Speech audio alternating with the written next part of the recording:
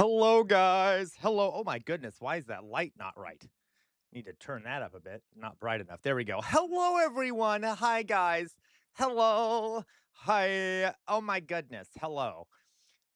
Let's see who we have here, shall we? Let's see here. We have who we have here. Apparently, there's a bunch of shit happening in the news. So we're gonna talk a little bit about some of the new shit happening. Let's see who we got here. We have. Boop doop boop boop boop doo doo doo doo. Hello, Dolly Boy. How are you, darling Dolly Boy? So glad you're here. So glad you're here, Dolly Boy. As always, hello in your groove. So glad you're here in your groove. We all love in your groove. Thank you so much for being here in your groove. Why is my voice quiet? Sounds like it's quiet. There we go. That sounds better. Okay, now it's nice. Hopefully that's a bit louder. Hopefully that is a bit louder. Okay, there we go. Blah blah blah blah blah. Why is it not that loud? It should be loud. Okay, good. Nice and loud. James Nornoff. Hello, James Nornoff. How are you doing, James Nornoff? Great backgrounder. Great backgrounder. Love to have you here, James Nornoff. Hello, Tater Tot. Oh my God, Tater Tot's here. So glad you're here, Tater Tot. Hello, elevator lady, you goddamn degenerate. How are you doing today? Hee hee hee hee. How are you doing, elevator lady? You didn't do anything bad today, did you, elevator lady? Hello! Hello, Chairman Bart. How are you doing? Hello, Chairman Bart. How are you doing? You're also a goddamn degenerate. Hee hee hee hee. Yuck it up. Yay. Emphasis on the yuck. All right. Hi, Chairman Bart. Hello, SoCal. You another wow, we're just full of degenerates today, aren't we? Hello, SoCal. How are you doing? You doing well, SoCal? Thank you for asking me how the teeth thing went. Um, Thank you for asking me about that. It went great. And I'll tell you all how happy I am. It was an unpleasant experience, but now I feel so much better, okay? Um, yeah, hell yeah, yeah, elevator lady. Ripped a half of the jester's tooth. Yeah, whatever, elevator lady. Okay. Hello, Weirdomorphous Blob. How are you doing, Weirdomorphous Blob? So glad you're here, Weirdomorphous Blob. As always, we have thank you for not being a degenerate, Weirdomorphous Blob, unlike the rest of these people. Chairman Bart, I already said that to you. Blah blah blah blah. Yeah, gone for not forgotten. Yeah, yeah, yeah, yeah, yeah. Okay, LaQuabois said, very interesting. CR would smash Dragonair. I absolutely would smash Dragonair. And I will say that. I say that without any reservations. 100%. Hello, LaQuois. You're also a goddamn degenerate, but welcome. Um, oh my God, no way. Thanks for the shout out, CR. You must really appreciate me. Oh, Sir Bart. Oh my God. All right, Jesus Christ. Okay, we done with this? Are we done with this yet? The humble chairman gets a shout out. Dolly boy, you're not innocent in this either. Don't start with me. You're not innocent in this either. Okay, I don't even want to deal with this. Um, okay, Doug, you say, Sam, don't push yourself too hard. Being healthy is resistance too. Don't worry, Doug. If it starts kind of hurting back there because of all the shit I had done, I might not stream as long just to give my mouth a break. But thank you for saying so, Doug. Hello, Doug. So glad you're here. Also known as Antifa U. Um, okay, you all disgust me. All right, you all fucking disgust me. Yeah, yeah, yeah. You're all gross. You're all gross. I hate you so much, Chairman Bart. Okay. Yeah, yeah, right, Dolly boy, whatever. Okay, blah, blah, blah. Hello, Louise. How are you doing, Louise? So glad you're here. Louise is not a degenerate, okay, most of the time. But so glad you're here, Louise. I hope things are going well over in the UK. We might watch a video today about the competition between Nigel Farage and Binface, Count Binface. So we'll see if we get to it. Hello, Louise. Hello, hello, Resident Union Thug. Thank you, Resident Union Thug, for such a kind shout out. You're not a degenerate, also, weirdly enough. Well, most of the time. Hello, Jay Williams Art. Hello, Jay Williams Art. Good morning to you too, Jay Williams Art. Everyone, check out Jay William Jay William Arts Art. If you go to our Twitch chat, our Discord page, it's linked at the top of the Twitch chat and the bottom of the YouTube chat. Go there. Find his profile, open it up, check out his art, and he takes commissions. Hello, Jay Williams. You're also a goddamn degenerate. All right, all right, all right.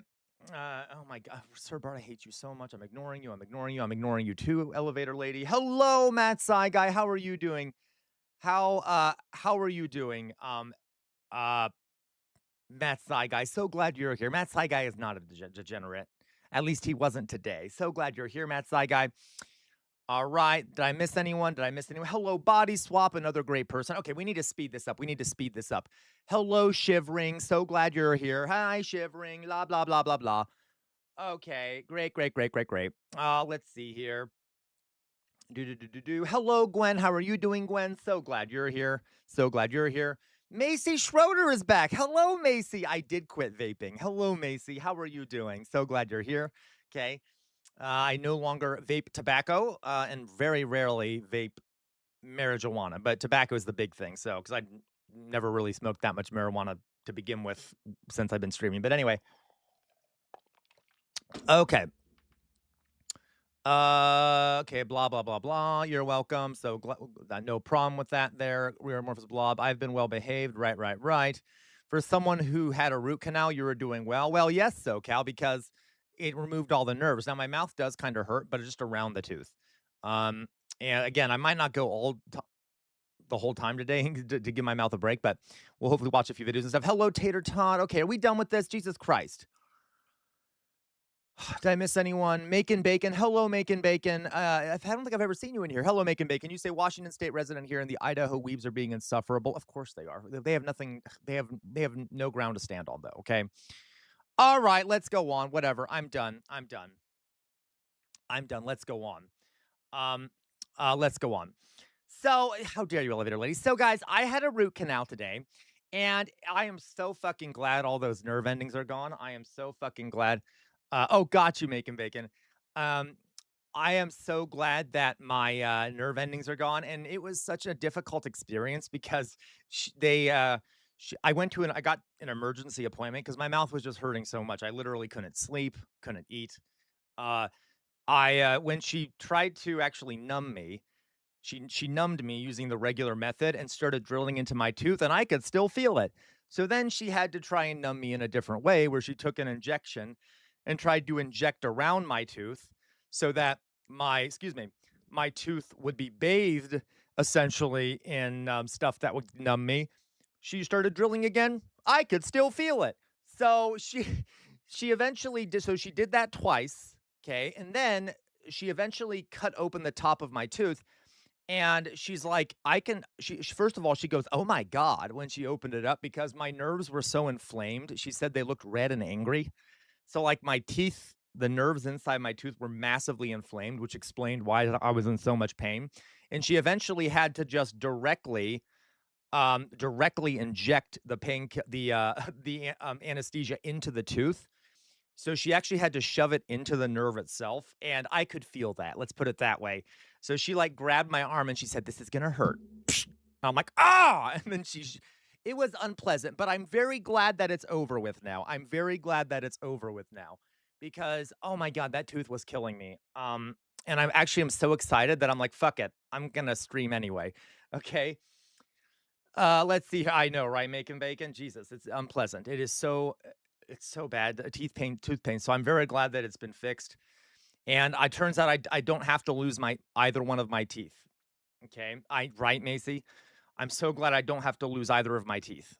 So I don't have to lose either of the ones back there. I thought I would, but I don't. I just have to get a root canal on one and get a cap on it. Anyway, so that just a little update there. We have a lot to talk about. Okay. We got a lot to talk about. Okay. Yeah, I believe it, Jay Williams. I do. Okay. Yeah, no tooth fairy visits. Okay, but I trust me, plenty of fairies visit me already, LaCroix. Anyway, so let's go on. So let's go on here, guys. There's some news items I want to talk about. I don't actually know much of what's going on because I've been so focused on the fucking tooth pain. I hate you, Sir Bart. First of all, let's watch this. I'm gonna try to avoid. We're gonna watch a couple clips. There was a shooting in Seattle. That was, I mean, it's America. What do we expect? And then we're also going to talk about the attack in Berlin, okay.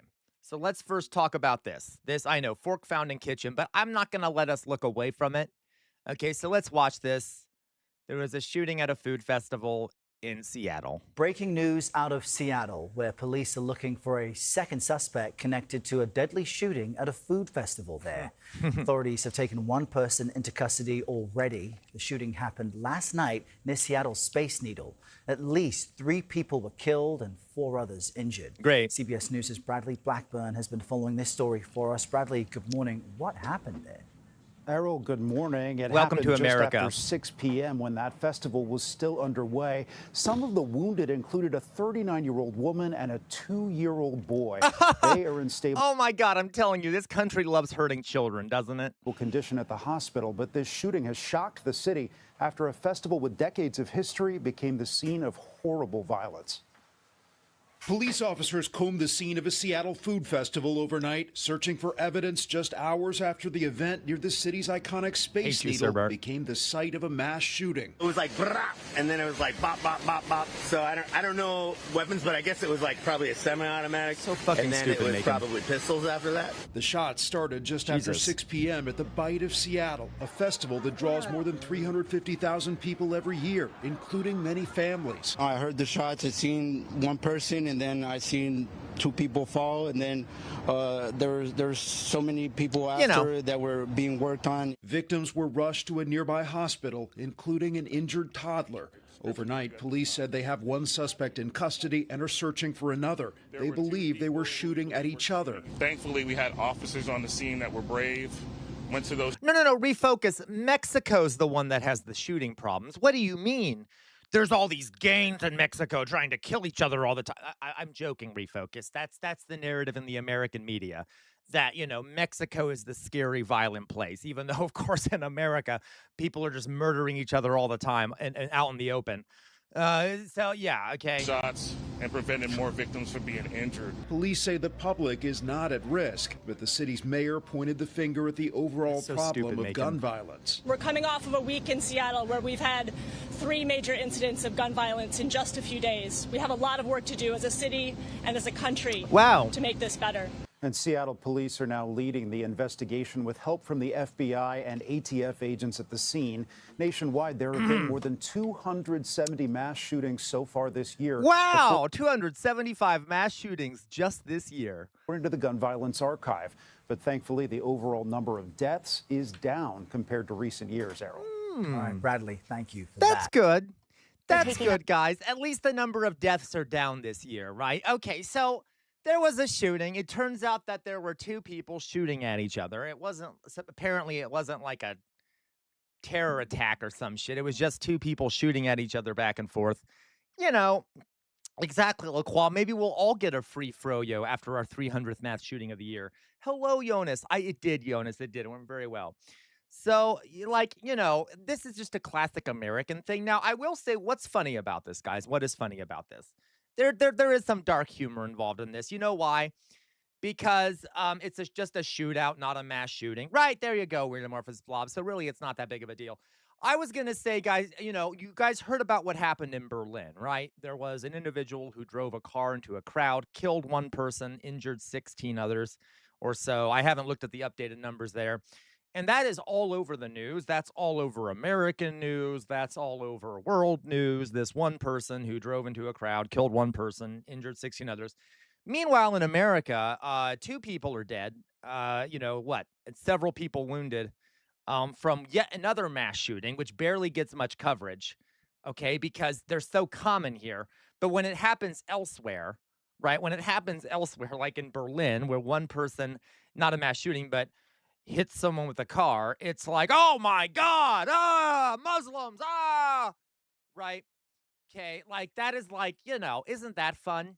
So just to be clear here, like it is massively distorting.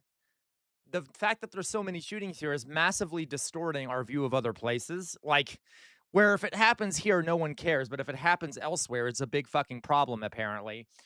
I'm just saying, killings and stuff like that. It's a fucking mess. Okay. Can we can we stop? Can we know?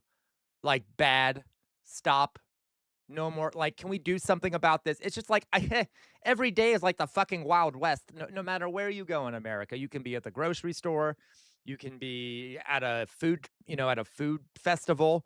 You can, you can go to, I don't know, church and get shot, okay? You can go to a school and get shot. You can be walking down the street and get shot. You can be in your own house and get shot. You can be, I don't know, getting your car fixed and get shot. You can be, an amusement park and get shot.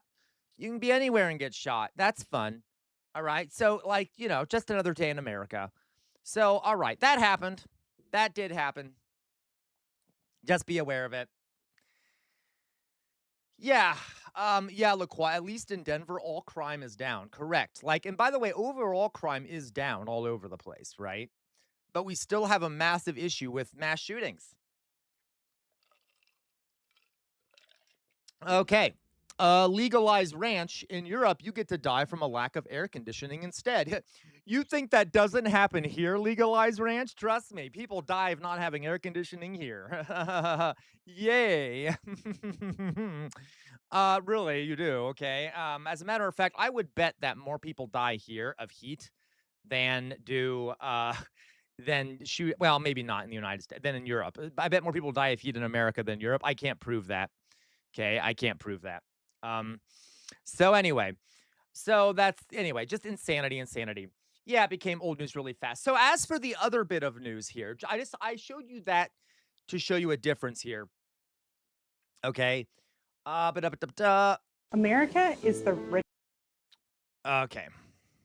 Let's see here. Let's see here. Let's see here.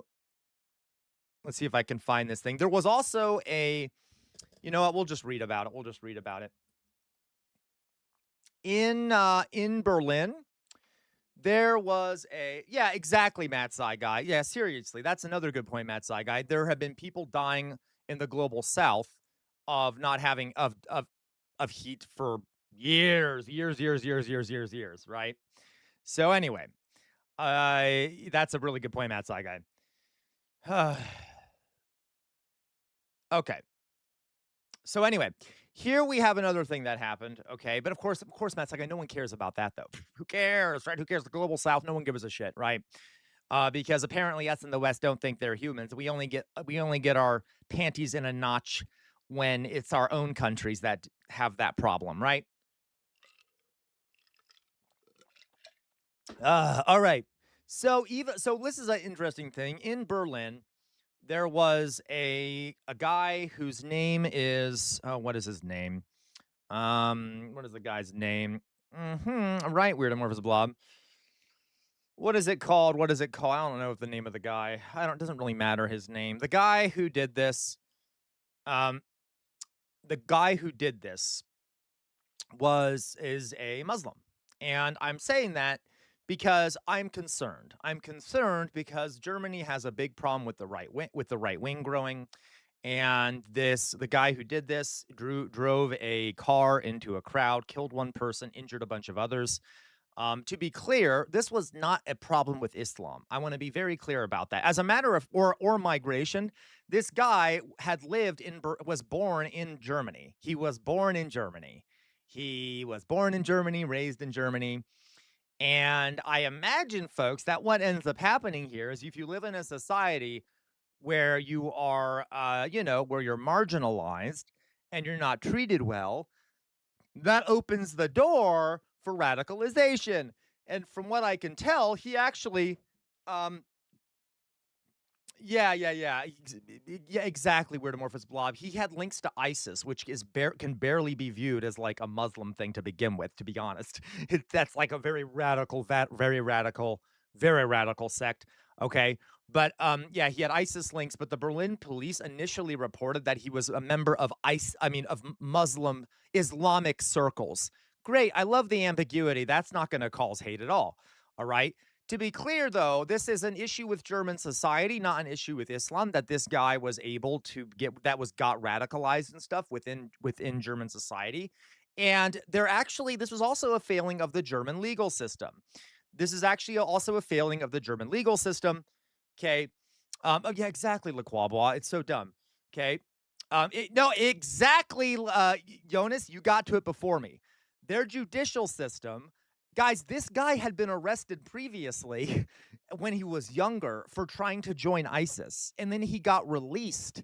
He got released after listen, I am not pro-judicial system shit, but they released someone back into the public that they knew they let him out to try and get a longer sentence. Yes, they let him out so that they could try. They may have tried to let him out to try and get a longer sentence. Okay.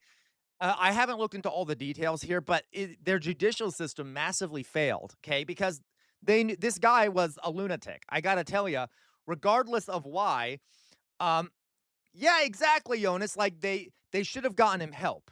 Okay? No, no, no, no. I'm not doing a tough on crime arc. I'm saying they should have gotten him help and they didn't. Okay? They didn't get him any help. They knew about him. They tried to get him help. I mean, they didn't get him help. And then they released him before he was ready without actually helping him. It is very stupid. And then, oh my God, he actually did something, right? Okay, do you see what I mean? All right. No, I don't endorse broken window policing. I hate all of you, okay? He literally, yeah, he literally needed some fucking help, okay? They should have helped him. I hate all of you so much. You know I'm not pro police, but think about it. They had him. They had him in their care. They could have helped him, but they didn't.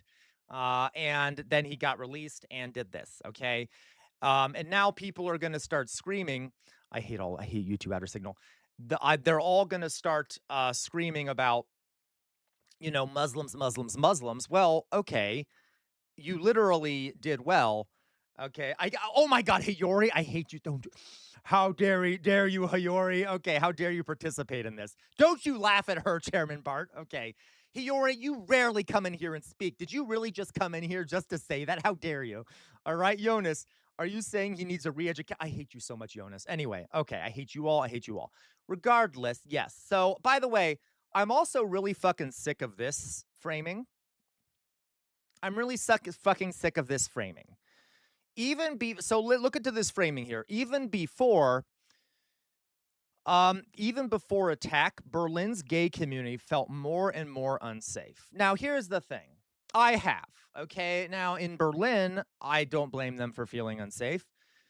I do not feel unsafe because I do not feel unsafe because of Muslims, though. Okay, I know, Yuri, I swear to God, okay?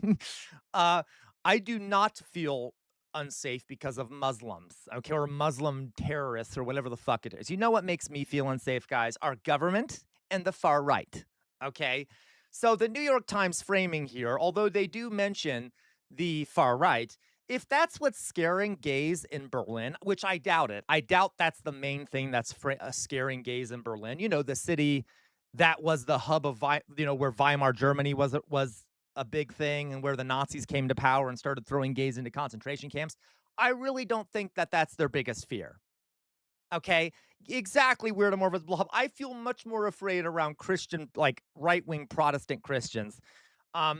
So again, more pink washing. That being said, guys, this was a problem.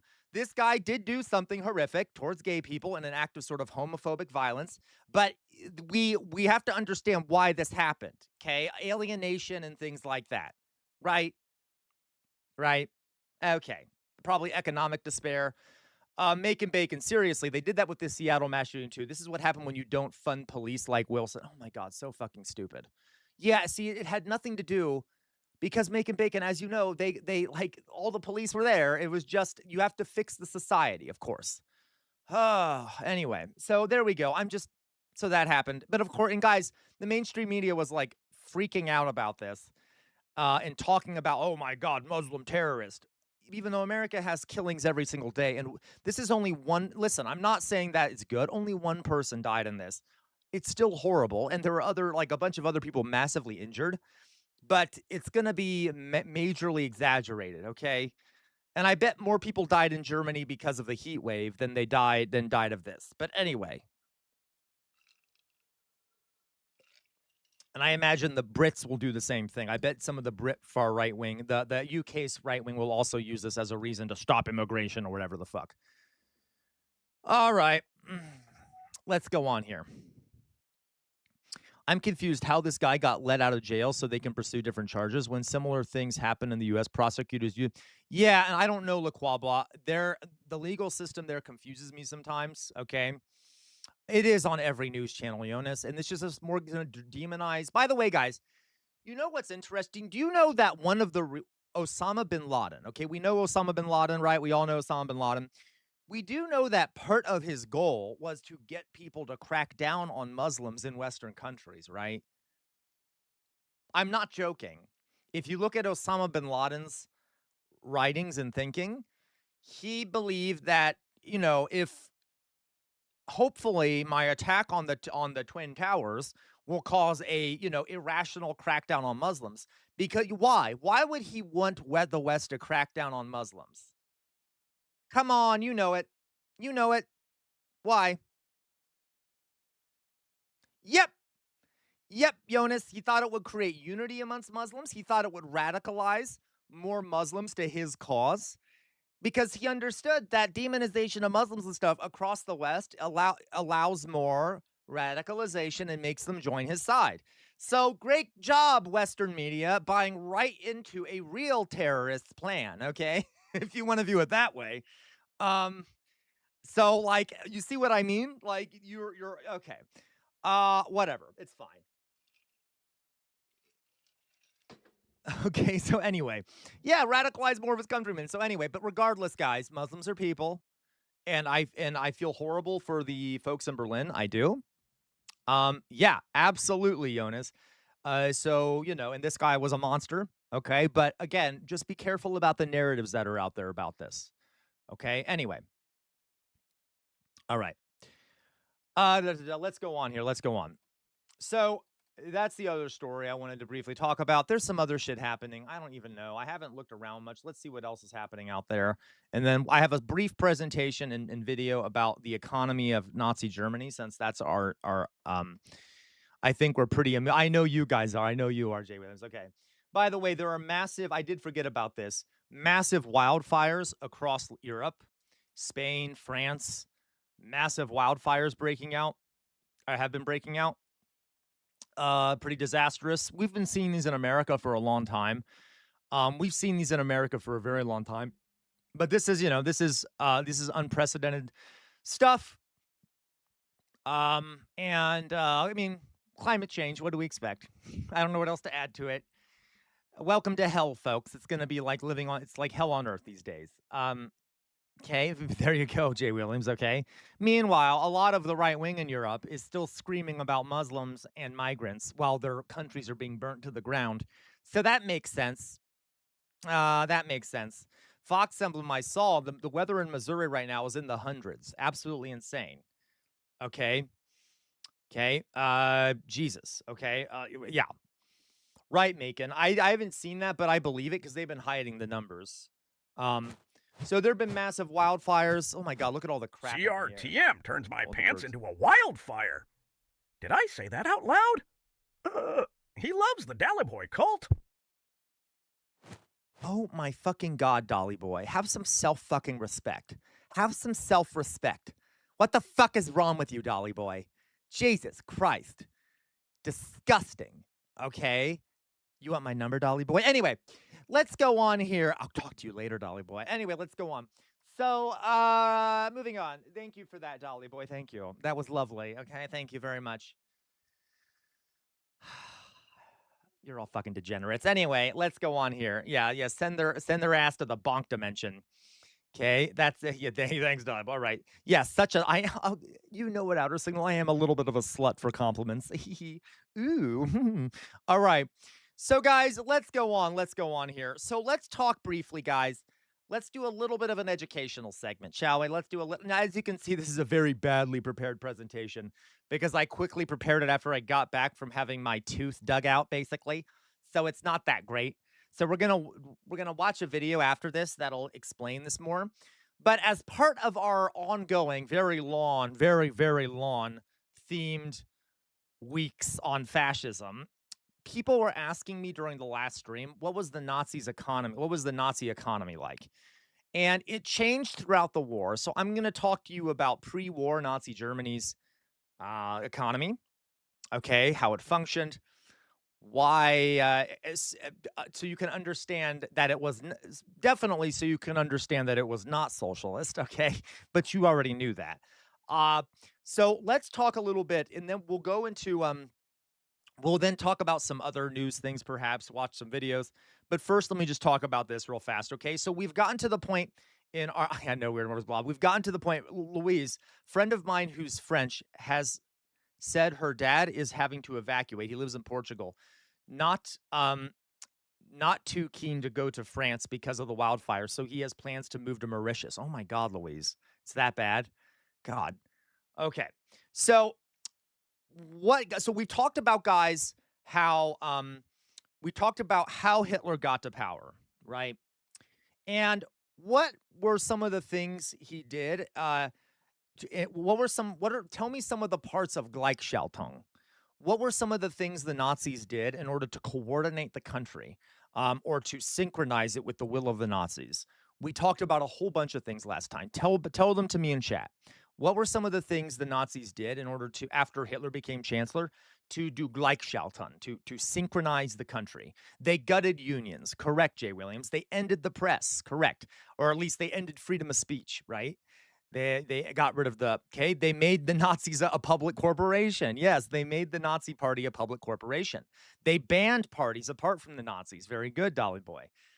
They did the Night of Long Knives, persecuted and kind of went after gay people as part of that. Yes. What else? Okay, how else? What else did they do as part of Gleichschaltung to turn it into a one-party dictatorial state? Okay. What else did they do, guys? They did more than just those things. What did Hitler did with the office of chancellor and president? What did he do with those two things? Do we remember? Yeah, he ended all other government. All the different local governments, ended those. Yeah, he merged them. He dissolved parliament. Correct. He made a law that meant Hitler would be president after Hindenburg died. Yes, absolutely. Okay, so you're right, guys. You got all these right. They did all this shit. Ended civil liberties, okay, started throwing press people. They also created a department of propaganda underneath Goebbels. I knew what you meant, Dolly Boy, underneath Goebbels, who started trying to coordinate the country ideologically through broadcasts and propaganda, film. So when Goebbels did his propaganda for when it came to film, what was the main types of film he produced, and what was his goal with those? Do we remember that? What were the main types of film that Goebbels supported during Nazi Germany? Yes, overload the public and make them happy, right? Escapism. It was escapism. It was escapist cinema. So like kind of fun stories that weren't that serious. There was propaganda in them, but not that much. It was mainly kind of fun stories, right? And as sort of as a form of escapism, distract people, make them feel happy. He did do a lot of other films that were, in fact, outright propaganda, but there was a lot of escapism involved in the films. He also, yes, Dolly Boy, that was, yeah, comparing Jewish people to rats. That was the Erviga Judah, which was, that was one of the propaganda films that was released. They also literally started forcing all children to join the Hitler Youth and go into these athletics clubs to prepare people for war. Okay. Jay Williams and Poison Mushroom. Yes, the Poison Mushrooms. Okay. They published children's books that would indoctrinate children. Okay. They also, guys, remember, they went after a bunch of cultural institutions. They banned jazz. They banned cabaret. They one of the first things they did, guys, and I didn't tell you about this, was that they looted the Institute for Sexology. They looted that institute that was doing gender affirming care. Okay, they looted that that Hirschfeld, that doctor who had done a bunch of research into sexuality and gender and things like that. They completely looted that building and burned it from the inside out and destroyed all the literature in it. Exactly, Jonas. They rounded up what they called degenerate art. So expressionist art from the Weimar Germany, things like that. And they put it into a degenerate art exhibit to humiliate and make fun of it. They cracked down on artistic freedom of expression and things like that. They really in Germany became very boring, right? And do we remember the last thing here is, why did Hitler do the Night of Long Knives? Who did he crack down within the Nazi Party in order to gain complete control?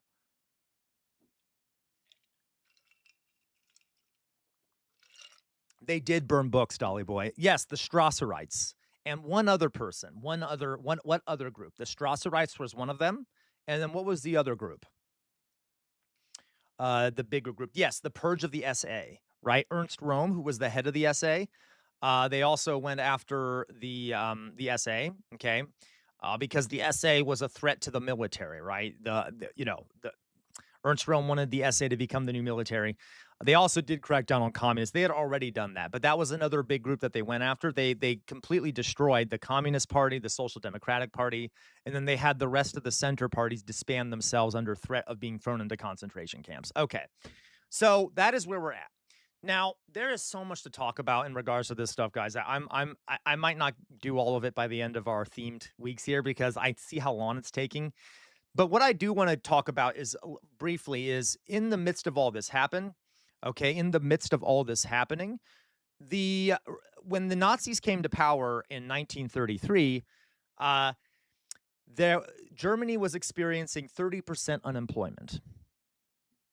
30% unemployment. That is disastrous. Okay. The Great Depression was crushing Germany, absolutely crushing it. There's a reason why the Nazis were able to get into power. People were suffering horrifically. Okay. It's catastrophic. You have 30% unemployment. So the question becomes, and that a lot of historians ask, is that by 1939, so between 1933 and 1939, by 1939, there was practically zero unemployment. On paper, wages had gone up, and the German economy appeared to be on the up and ups. And the question becomes, how did the Nazis go from 30% unemployment to practically zero unemployment, and an economy that's rising? First of all, we're going to talk about how they did that and if they did that. Because one of the most annoying things I hear, guys, that people say is that the Nazis, at least they improved the economy. No, they didn't. And you're going to see what I mean. They may have made it feel better and look better, but it was still a very sick economy. So how did they do this? So let's talk about that. The first thing we're going to talk about, I hate it so much. Okay. No, I'm annoyed, Jay Williams, by people saying that the Nazis, well, at least they improved the economy, because they didn't. They didn't. Exactly, Dolly boy. Okay, so let me explain a few things here. First of all, Hitler's number one goal. Remember, we talked about Hitler's ideology. Okay, we talked about exactly, Jonas. Hitler's number one, remember his ideology, guys. He believes that Germany needs to wage a war of aggression to conquer territory so that the Aryan race has enough land and food and materials to feed and supply itself, so it can begin engaging in the quote-unquote natural racial struggle. Okay, do we remember this? That's Hitler's whole ideology. He wants to conquer the East, settle it with Germans, and start exploiting the resources there to feed Germany, so that the German Reich, the German race, can begin its quote-unquote natural racial struggle. Okay. So that from day one, guys, Hitler was planning for war. That's literally his only goal for practically anything is war. Okay, and everything he does from this point on is essentially has to do with making sure the country is ready for war, or not ready, as it turns out. Okay, because that's his number one political program, is ending the Treaty of Versailles and making a massive Aryan empire and enslaving people so that the natural racial struggle can take place, whatever the fuck that means. Okay, so there are a few things. Everything he does is leading up to that. Okay, so few things here. Few things here. I'm going to actually write someone's name down here. I think it's Hajmar Schacht. Is that his name? I might be spelling it wrong. Hajmar. So Hitler appointed an economist that was actually really smart. Not a good guy, but a smart guy in terms of making things seem like they're better. Okay. This became Hitler's finance minister, Hajmar Schacht. Okay. And he came up with a plan. The German government was struggling. Okay. you need to actually, weirdly enough, actually, yes, he was smarter than Milton Friedman, but like, not a good guy. Okay. I don't, how do I frame this? Okay. You'll see what I mean. So, how did Hajmer Shah? So, he decided the German government needed money in order to rearm, because remember, Hitler's plan here is to rearm, and he's trying to turn German society into a militant war society. So they need money because the German government is massively struggling with money. Okay, so Hajmer Shot comes around, and he decides that in order for that, the government's going to need to do a ton of deficit spending. Okay, for a number of reasons. One, deficit spending to get Germans back to work, but the Nazis don't really care about that. They mainly care about getting people to work in preparation to going to war. Okay. So they start doing tons of deficit spending. So they are going into debt, the German government. They start doing a bunch of public works programs. By the way, they actually don't start these public works programs. As a matter of fact, one of the big public works programs that they do is the Autobahn. Okay, the Autobahn, which is the highway system in Germany. Okay, it is the highway system in Germany that is still the highway system in Germany today. And this puts a lot of people back to work. You have a whole bunch of Germans now working on this Autobahn system. Now, this is the thing that this is another thing I hear people say that is a massive misconception. Okay, no, the Nazis aren't the ones who came up with the idea of the Autobahn. It is actually reminiscent. It actually shows you how good their propaganda was, that people today still think the Nazis are the one who did the Autobahn or who came up with the Autobahn. No, as a matter of fact, it was the Social Democrats who had already planned the Autobahn and had already started it when the Nazis took over. But the Nazis were so much better at propaganda that they made it seem like it was their program and their idea. It wasn't. It was already planned out. It was already, they had already started on this thing before the Nazis took over, okay? Regardless, the Nazis really put a lot more effort into it and got people employed doing it using deficit spending, okay? So they started building this Autobahn, which got a lot of people back to work. They started secretly building military supplies and equipment because they're violating the Treaty of Versailles, okay? So they set up a bunch of the factories and stuff, started producing more military equipment kind of secretly, which got a lot more people back to work. Okay. Now, so how did they do this? Did they own the factories? Were they privately owned? They were privately owned. As a matter of fact, guys, just to show you how capitalist the Nazis were, they banned small companies. What do I mean by that? They said any corporation making under a certain amount of profit would automatically be disbanded and eaten and put into a cartel or a monopoly. Literally. So they literally passed laws that fed small companies to big corporate mega companies and turned them into monopolies by law. Yes, exactly, which is funny, weird amorphous blob, because the petty bourgeois or the middle class and like small business owners and small corporate owners, all right, were actually majorly voted for the Nazis. Oopsie, now their businesses are being forcibly integrated into big national monopolies that are not nationalized. They're still privately owned, by the way. So they literally destroyed small businesses and integrated them into these big conglomerates. They were pro cartel and monopoly, literally, and they kept them under private ownership. In exchange, there was sort of whoopsie, elevator lady.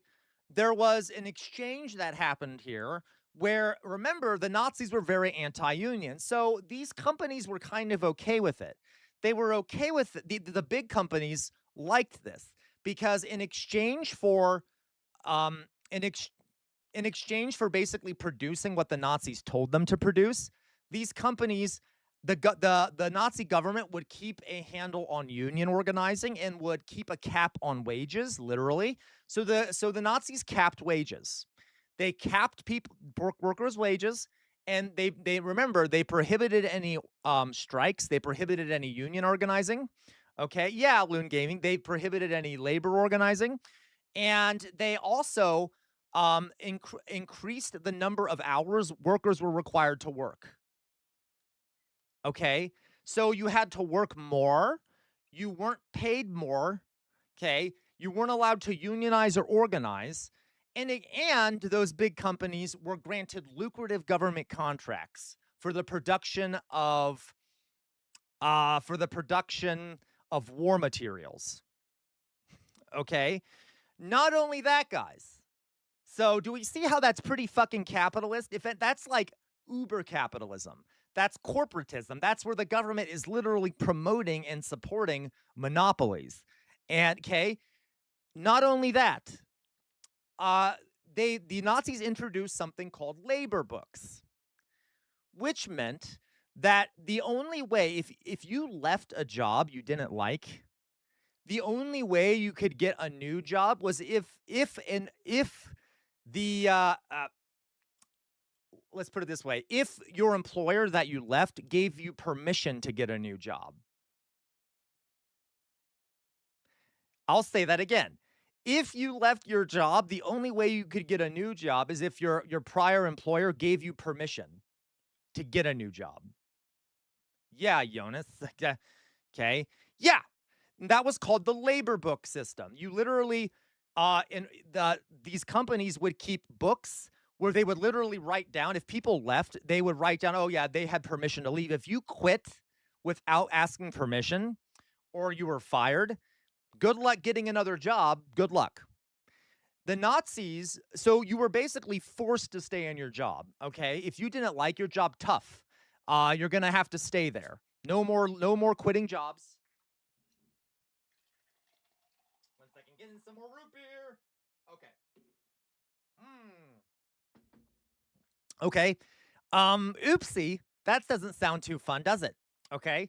So they banned, I'm going to say this again, right? They banned small companies. They banned small corporations, I should say. I didn't fall.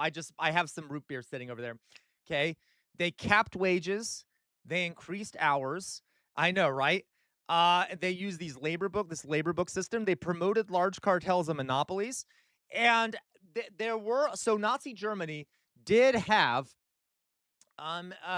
Diego, please call a doctor, call the ER, do whatever you need to do, okay? You don't do that to yourself, Diego, please don't, all right? Also, you can call the suicide prevention hotline. I would highly recommend it, okay? I'm so sorry that you feel that way, Diego. Okay. Yeah, they did all that shit. Now then, the funny thing here, though, guys, is if you look at the economic indicators, real wages in Germany increased from 19% from 1933 to 1939. So how the fuck did that happen? Easy. People had to work more. That's it. People were working more, so they were making more wages because they were being forced to work more. It wasn't that their wages went up; they were just working more. So they were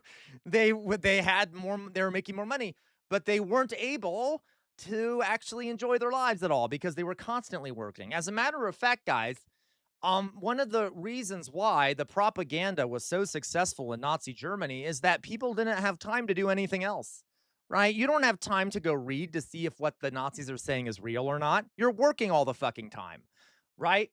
Okay, like that's all you're fucking doing all the time. You're like, if you're working all the time, how are you going to know that you're being lied to, or how are you going to have time to push back against the Nazis? You see what I mean? Just like in America, guys, we work so fucking much. It is really hard for people to find time. Exactly, Refocus. It's really hard for people to find time here to do that. I mean, to like edify themselves because you're working all the fucking time and you're tired when you get home. And it was even worse under the Nazis.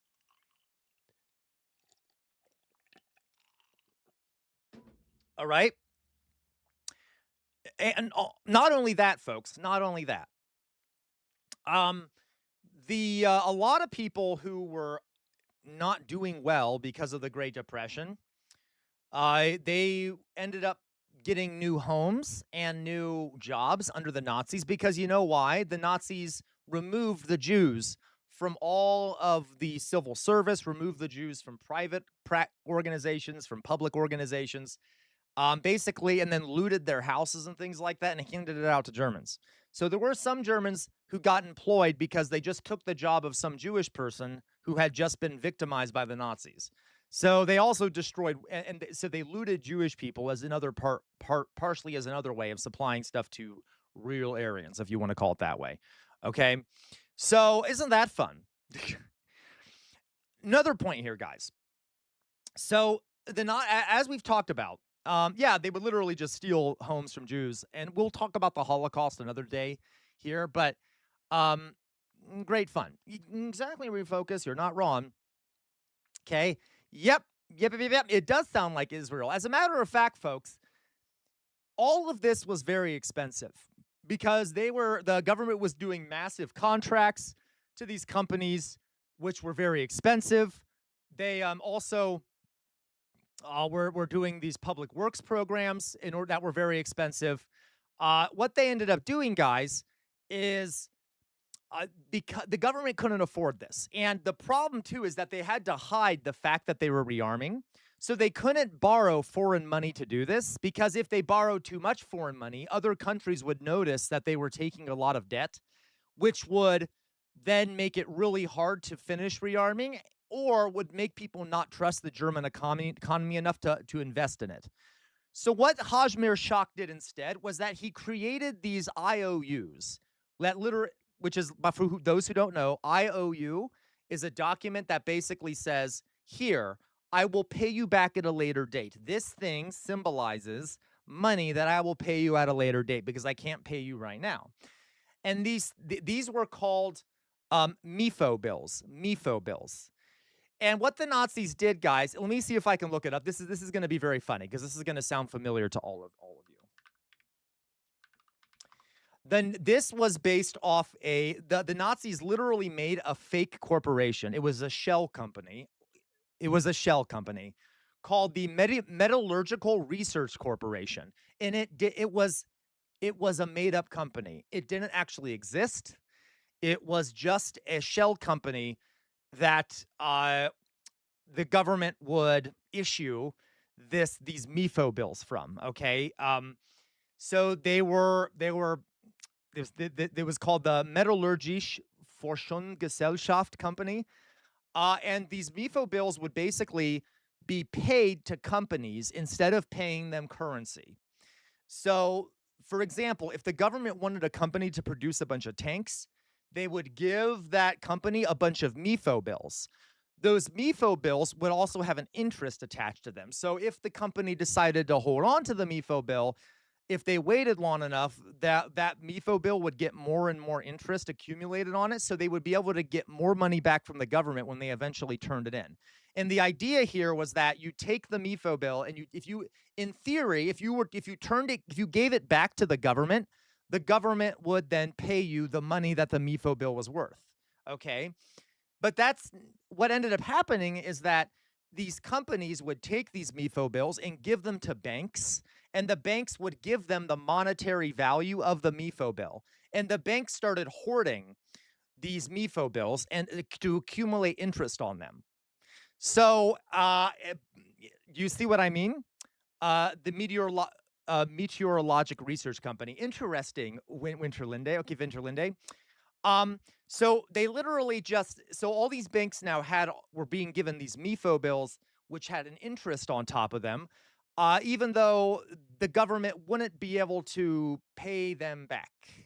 Okay, and luckily, the Hajmer Shah was pretty smart about this, so he kept increasing the interest limit on these things so that it would take too long, so that people would wait to turn them back in. Okay, and the hope was, Hitler's hope, guys, was that after Germany went to war, they would use the looting that the Nazis were going to do during the war to pay off the MIFO bills. So Hitler's whole idea here is It's okay. Yes, we're making a big bubble that's going to pop and we're going to collapse the economy. But after we go to war, we'll be able to loot the rest of Europe and then we'll use that money to pay off the MIFO bills. Okay. Unfortunately, guys, by 1939, the economy was starting to struggle again because it started to become pretty clear to outside analysts the MIFO bills were about to become due. It was obvious that they're going to need to have some sort of money to pay these things off. They overheated the economy. One of the reasons why Hitler decided to go to war in 1939 was because he thought that the war was necessary to save the economy. Because to him, he needs to loot Europe in order to pay off the MIFO bills and do everything else. Okay? So, they're basically scammers, LaCroix. It was basically a scam. The whole fucking thing was a scam. Okay? Oh, I'm sorry, Winterlinde. I pronounced it very wrong, Winterlinde, probably, okay? Metalagursich. I probably pronounced it very wrong, Winterlinde. Okay? Because it's a very long word, and I'm not sure how to pronounce it, okay? So even though I used to read German, I can't speak it very well. Yeah, so that's that, okay? It was all kind of an illusion. Hello, Hayato. Hello, Hayato. You say, reason I ask is because I wanted to do political commentary on Twitch, but was wondering anyway to do so without risking a job. Oh, hey, Yoto. So I'm not teaching at the moment. Okay, I'm not teaching at the moment. I lost my job because I said what Israel was doing was a genocide. So, but that's okay. And so I'm doing this now. I'm still licensed as a teacher, but I'm not teaching outside of here now. So you can do political commentary, Hayato, as a teacher. You got to be careful. You might get in trouble if you start, just make sure. I would not put my face up on the screen if you were doing it while teaching. Okay.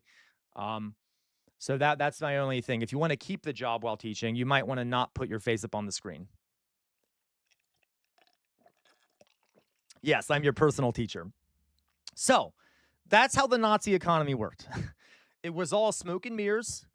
It was all smoke and mirrors. I can give you another example here, guys. The Nazis did something where they created cars, okay? These little cars, Volkswagen, which means the people's car, which I'll show you what the Volkswagen looked like. Yeah, use like a VTuber, Hayato. That's what I would do, use a VTuber. That's what I would recommend, okay? So here we go. Volkswagen. I got you. Hello, Black Man Macho Flare Drip. Hello, how you doing, Black Man Macho Flare Drip? Welcome here, okay? So this is a Volkswagen car, Nazis. You know, the Nazis tried to sell things. Here we go. So the Nazis tried to create a car that Germans could afford. This was a lie. I'll explain what I mean here. Okay. They did things like this to bring more money into the government. So what they did, guys, kind of like what the Trump cell phone was, in order to bring more money into the government, the Nazis took they told the people of Germany that they were producing these cars, okay? These cars that were the people's car, that were easy, affordable, and that Germans would be able to buy in order to take their families on the Autobahn and like move around the country. Very few. Okay, that's okay, Hayato. It's fine. It was worth it. Okay, it was worth it. The truth is better than I'm okay as long as I got to say the truth, Hayato. I'm okay with it. So they took this car, and they would have Germans pay for it in advance. Okay, so Germans would pay for the car in advance, and in exchange, Germans would get a slip that was basically an IOU saying you're owed one Volkswagen car.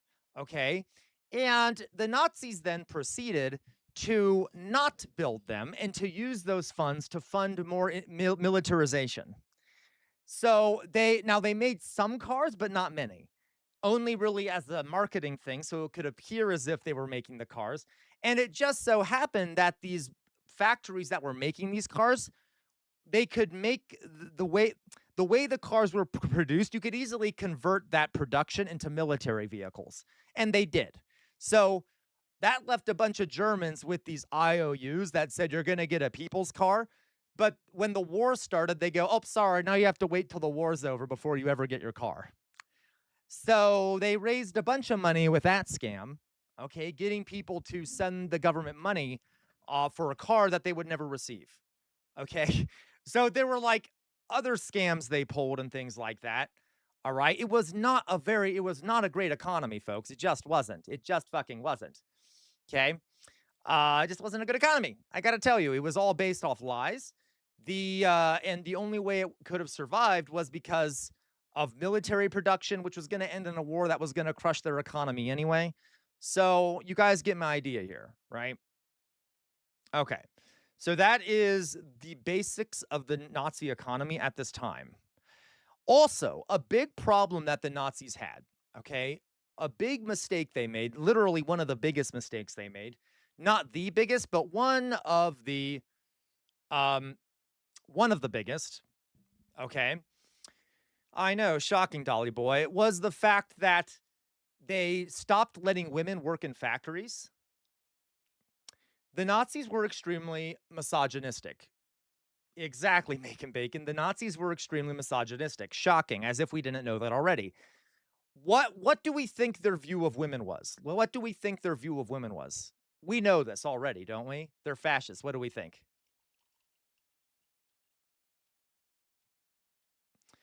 The ADAC existed back then. Yes, Winterlinde. Yep, that they belong in the home. They're baby making machines. That women are baby making machines. They're homemakers. The number one role of women is to produce more good Aryan babies for the Reich. Okay, the Nazis banned abortion. The Nazis banned abortion. Okay. And one of the big fucking mistakes the Nazi made was that because they were so misogynistic, they refused to let women work in factories, which cut off a ton of possible labor that could have been used for war production.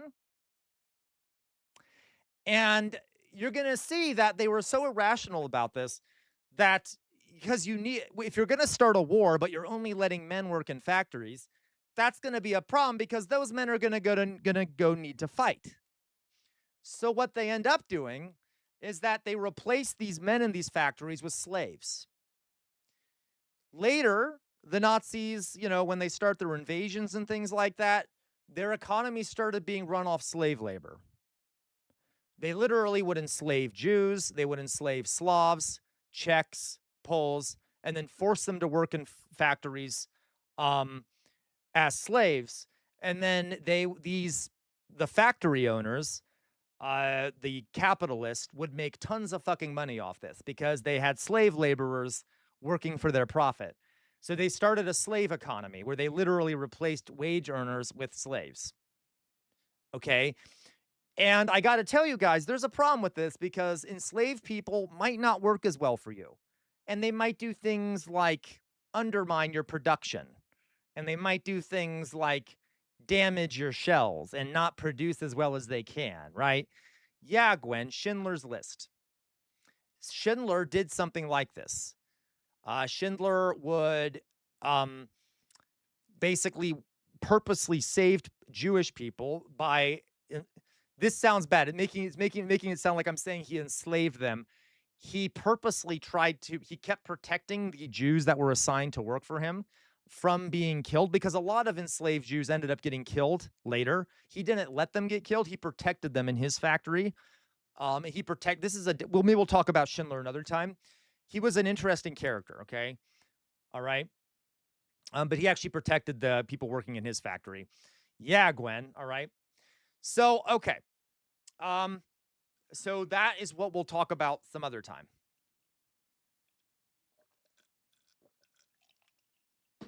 Yeah, Dolly Boy, they even had the propaganda of a comparison between a good Aryan woman who was wearing a lawn dress and not smoking compared to the evil US woman who was smoking and drinking. Correct.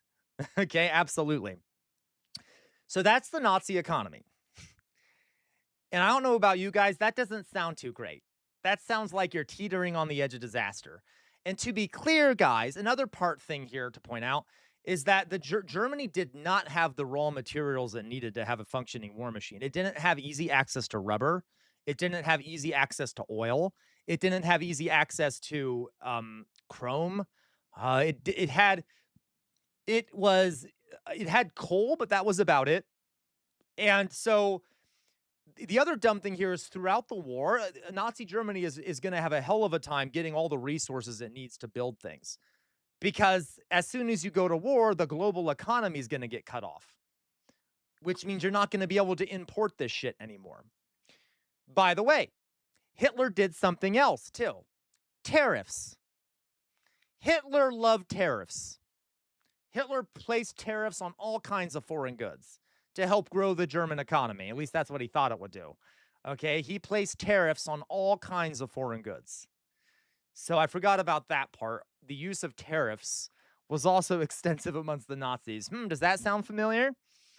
All right. Yeah, Lacroix, okay. Very stupid black man, macho flare drip. Very stupid. Okay. And, I know, Gwen, it's very depressing. Okay. So all of this is very dumb. Okay. But, he thought that we could do the looting and that would be good. That's what he thought. He's like, we're just going to loot Europe and all this will be fine. What the fuck is this peck on bed? Ew. What the fuck is wrong with you, Pet Gone Bad? Disgusting. Disgusting. Okay, you disgust me. Ugh. You're a pet that has gone bad. Okay. Anyway, that was gross, okay? So, just a fucking mess, okay? So, anyway, what I want to do now, guys, is now that we've talked about the war economy, it did, Winterlinde. So, you're right, Winterlinde. Winterlinde says decades later, businesses were called out for them using forced labor. Late, but it hurt them eventually. And thank God for that, Winterlinde. There was a lot of German companies that exist today that really have never faced justice for this. By the way, a lot of American companies that have done horrible things, a lot of Japanese companies that did horrible things. Okay. Okay. So, correct, Winterlinde. So the German people, guys, were now surrounded in this kind of illusion. IBM, there you go. This kind of illusion, guys. Because remember, guys, fascism is about irrationality. It's about aesthetics, not reality. So the Nazis were trying to create this new reality for the German people where they felt good all the time, okay? They didn't really have time to do anything but work, but the economy was constantly on a bubble about to explode. So they made the German people feel good while actually not doing much for them. On top of that, they started a program, the Nazis started a workplace beautification program, which was really stupid. And it didn't cost that much money for them. They literally just did this thing where they're like, hey, let's just beautify people's workplaces. Yeah, we're not increasing their wages. Yeah, they can't unionize anymore. Yeah, they're working longer hours. But we're going to add some flowers and some pots of plants and shit to their workplaces. That's literally what they did. They started a workplace beautification program where they incentivized companies and themselves brought decorations and stuff to people's workplaces to make these workplaces look nicer. Okay, yeah, maybe a pizza party or two, maybe a reflection pool. Okay, some cute stuff like that. Some cute stuff like that. No problem. Okay, like I'm not even joking. So it was bullshit. It was all bullshit. Black macho flare drip. Do you know why right-wingers want their country to be so self-independent? Yes, black man macho flare drip. In the case of Hitler, he wants Germany, he has a strange racial ideology whereby he thinks that the German race can only fairly wage a racial struggle against other races if they have the materials that they need to do it. So Germany needs to be self-dependent so that when he starts fighting against other races, they have all the resources they need to do it and they can't get cut off by other nations. Does that make sense? So that's Hitler. That's what Hitler believes. It is partially the same with other right-wingers. Guys, one of the things Trump is doing, folks, is he keeps talking about how he wants America to be self-sufficient. He talks about autarky all the time. We just don't use that word for it. And he has massively increased military spending. He has started relying on looting other countries to fund America. If you think I'm exaggerating, I'm not. Okay? Think about it. That's literally what he's doing. It's not exactly like Hitler, but it's kind of close. He went to war with Venezuela saying we wanted to loot their oil and give it to ourselves, right? He keeps talking about how we need to be self-sufficient with oil production. He keeps talking about how we need to go to war with Iran and we need to take their oil and things like that in order to fund ourselves because our own economy is massively precarious. He's floated going to war with Greenland to get the raw materials we need to build batteries and other important minerals that are necessary for like producing batteries and computer chips and things like that, right? Do you see what I'm saying here? It is not that much different.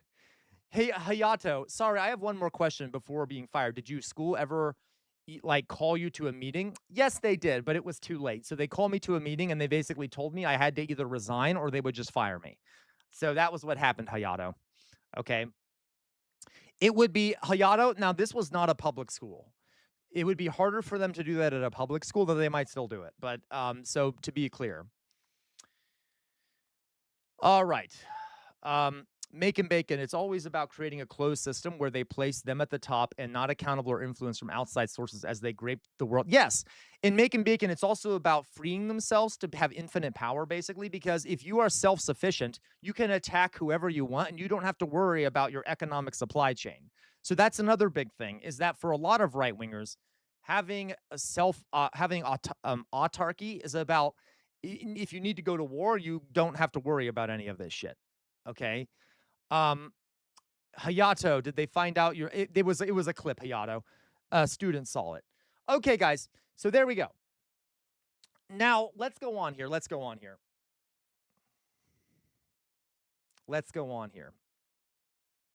Germany. So, I don't know if we've watched this before. If we have, sorry. There you go, black man, Moncho, flare drip. That is part of the reason they lost. Because they were dependent on other countries, just like everyone. Okay, but that wasn't the main reason they lost Black Man Macho. That was one of the reasons, is that they didn't have the equipment or supplies they needed.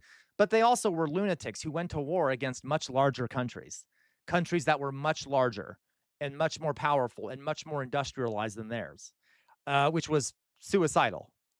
Even if they had all the raw materials they needed, it would have been the manpower, it would have been practically impossible for them to win.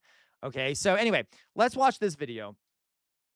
In 1933, this is called "But Hitler Fixed the Economy," and this is talking about the idea of how did the Germans really fix the economy? Okay, so let's watch.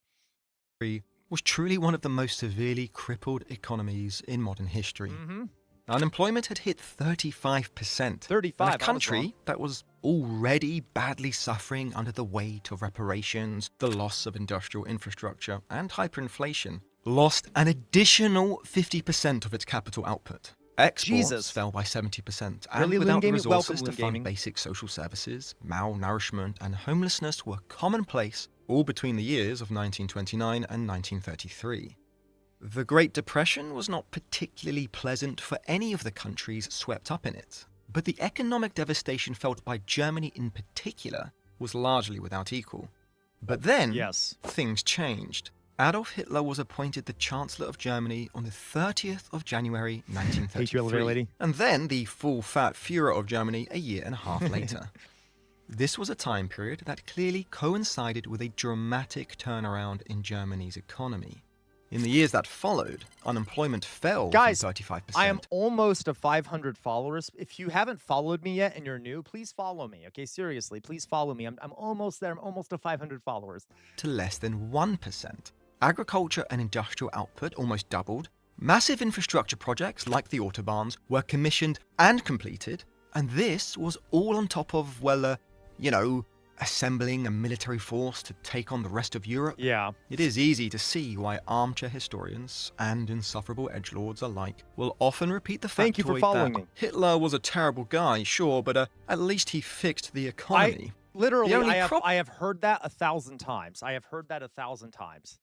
That Hitler was awful, but he did fix the economy, though. No, he fucking didn't. Problem is, he didn't. You have The Sir German economic miracle may have looked good on paper, but that's a lot easier when they were the ones who controlled the paper. Thank you, Lying Yana. with statistics, being in the right place at the right time, tactically ignoring some warning signs, not to mention good old-fashioned propaganda, all managed to make things look good for around 6 years. Thank you, Hiato. But by zooming out and understanding... Hiato, join our Discord. I can give you more information. If you want to chat with me, you can send me a DM in the Discord, and we can talk more about teaching and stuff. Okay, seriously, you can contact me. The complete historical context, it will become clearer that by 1939, Germany was, at most, a few years away from collapse, even before the bombs started dropping. When Hitler and the Nazi Party rose to power, they did not have broad popular support from the people. No, they didn't. In fact, by that time, they had already made a lot of enemies. They achieved this tenuous power largely by presenting themselves as a solution to the country's economic failures. But once they had it, one thing became clear. If they were going to hold on to that power, they now needed to fix those economic failures. Hey, Drusilla. Unemployment was a political emergency, and the new cabinet needed visible wins before Germans decided that this was just another failed government with better uniforms. They kicked off with the Law for the Reduction of Unemployment in June 1933. This let the Finance Ministry borrow aggressively to fund public works projects. Oh, 100% black man macho flare drip. You say even if Hitler did fix the economy, it would be pretty delusional to contribute to yes, Hitler to the current economy of Germany. Oh yeah, he has nothing to do with it. Okay, let's put it that way. Absolutely. And guys, you know, before the Nazis came to power, black man macho, Germany already had universal health care and a bunch of social safety nets that they could not really get rid of. They couldn't get rid of it because it was so popular. The Nazis hated social welfare. Did I mention that? The Nazis hated social welfare. They viewed it as helping support the weakest people in society. They had this social Darwinist view of like social welfare and universal healthcare, that it allowed the weakest people to survive and that they should be allowed to die. Okay, like really gross stuff like that. But they knew that they had to keep those programs in place. Otherwise, the people would not like them. Okay, which is very Republican-esque. The Republicans do the exact same shit. Okay, they want to get rid of all those programs too, but they have trouble because they're so popular. Yeah, Jonas, the AfD are the same.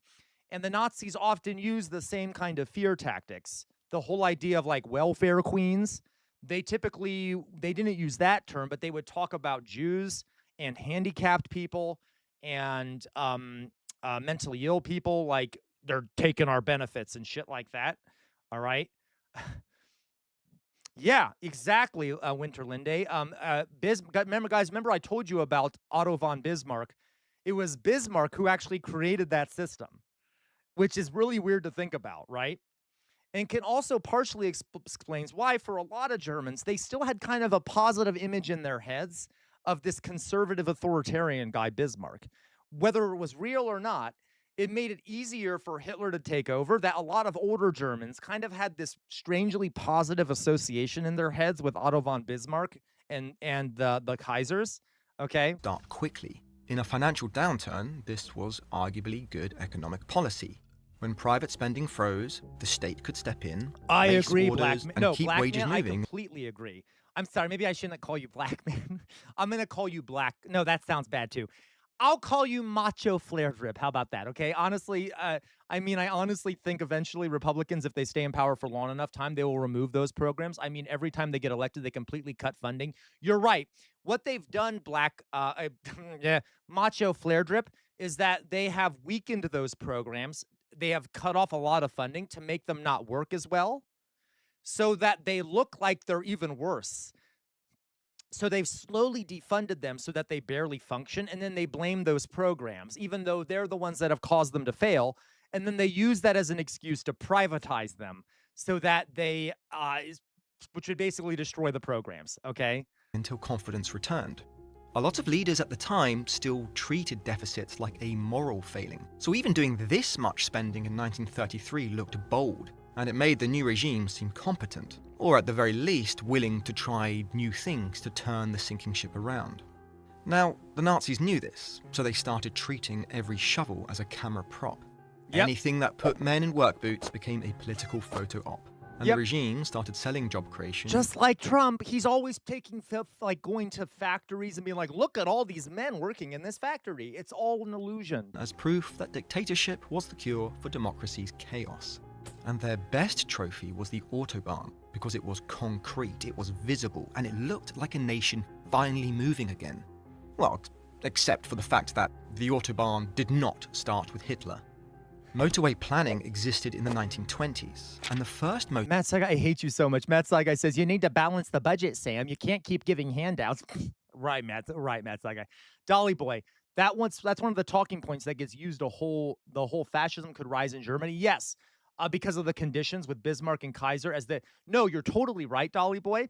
There was, when it comes to Germany, there is some truth to that, but only in the older generations. And even then, the Nazis were deeply unpopular, as we saw, right? It took a lot to get people to vote for them. But for older Germans, a lot of them didn't mind as much because they were used to the whole Hitler stuff. But yeah, it's overplayed, Dolly Boy. Let's put it that way. That point is overplayed. motorway section between Cologne and Bonn opened in 1932, a year before Hitler became Chancellor. When the Nazi Party was still a fringe movement, it actually attacked the Autobahn idea as luxuries for the elites. However, once in power, they flipped instantly and took credit as if the party had poured the asphalt itself. It was propaganda so good that most people still believe it to this day. Yes! Partly because a road lasts and people associate its construction with the Nazis.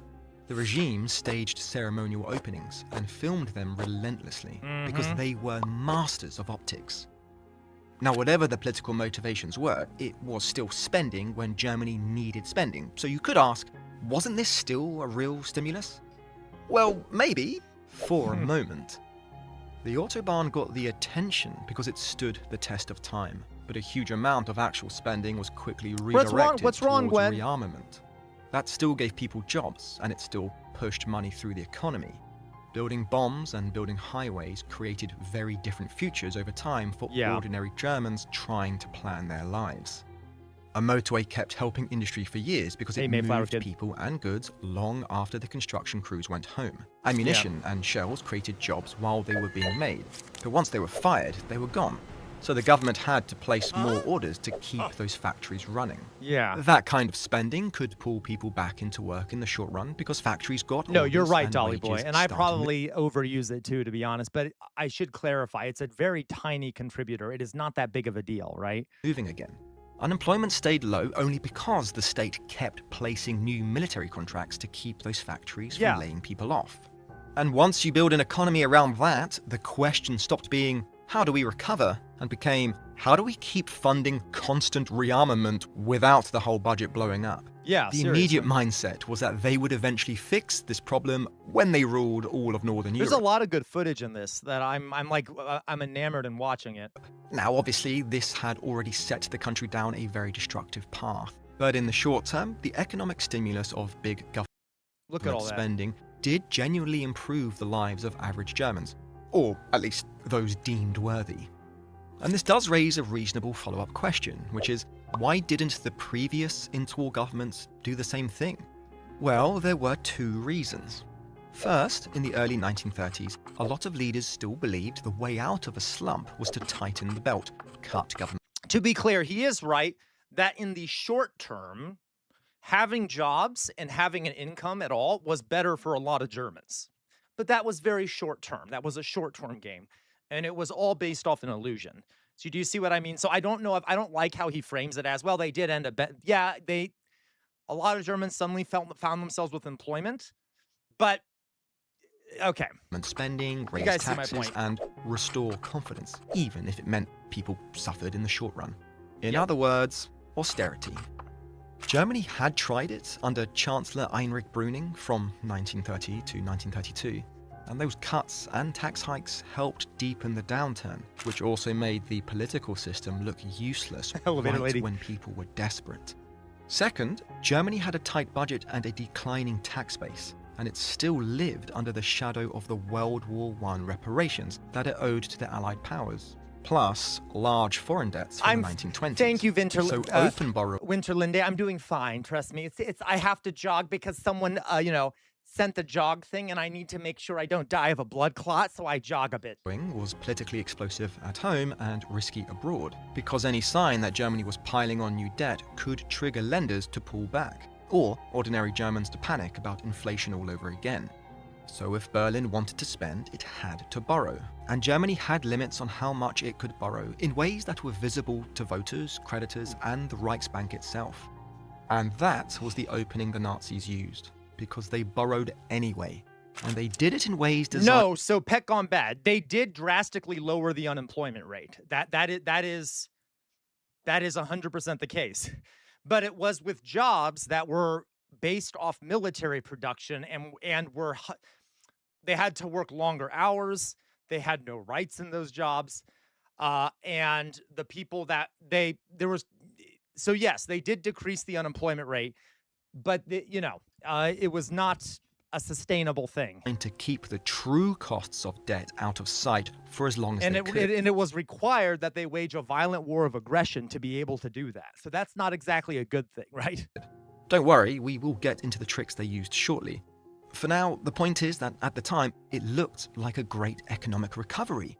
In reality, however, it was a government buying time with borrowing and counting on the next few years to solve problems it wasn't solving in the present. Yeah. They could keep the story looking clean for a while because they also had tools that made the numbers look better than the underlying reality. They also manipulated the numbers. They controlled all the information, so they could easily just manipulate the numbers. Once you saw those tools, it became clear the miracle was fragile, and it depended on debt, control, and a very careful public narrative. By the way, that is one of the most evil images of Hitler. Did you guys see that? It's one of my favorite images of Hitler because he looks evil. Do you see that? Like, there are most pictures of Hitler, he, are curated. In this one, he just looks like a fucking monster, doesn't he? Yeah, he looks so bedraggled. This is a real one, okay? He looks evil. He does look like he's having a bad day. I think this one, Sir Bart, was 1934, I believe. I think this is 1934. No, I can't remember. I really can't remember. Okay. And a very careful public narrative. The early years looked clean because the regime made them look clean. And because they rebound from the bottom. That's true. He does look like a toddler who didn't get his way. Macho flare drip. Man, I didn't know the Nazis were so strategic. It's like they had a whole plan. Kind of. They weren't. Let's put it this way, Macho flare drip. It's one thing to have a plan that makes sense. It's another thing for like a toddler to take a piece of paper and draw a plan on it with a crayon that looks like a plan, but it's like a plan to destroy the house or whatever. It's like their plan was massively irrational. It may have been a plan, but it wasn't necessary. It was not a rational plan or a good plan. Okay. Was easier to sell as genius. But the part that mattered most was the part you could not see. It was the money that didn't show up where you expected it. Yeah, Winterlinde. The jobs that only existed because the state kept signing new contracts. And the statistics that got helped so that the headlines kept moving in the right direction. That still felt fine for a while because the streets looked busier and the pay packets were real. Then the limit showed up. By 1938, Germany was already running into shortages it could not propaganda away. So by 1938, they started running into shortages, and the war started in 39. Is that a coincidence? No. Materials, the foreign currency, the imports that an armaments economy still needed to survive.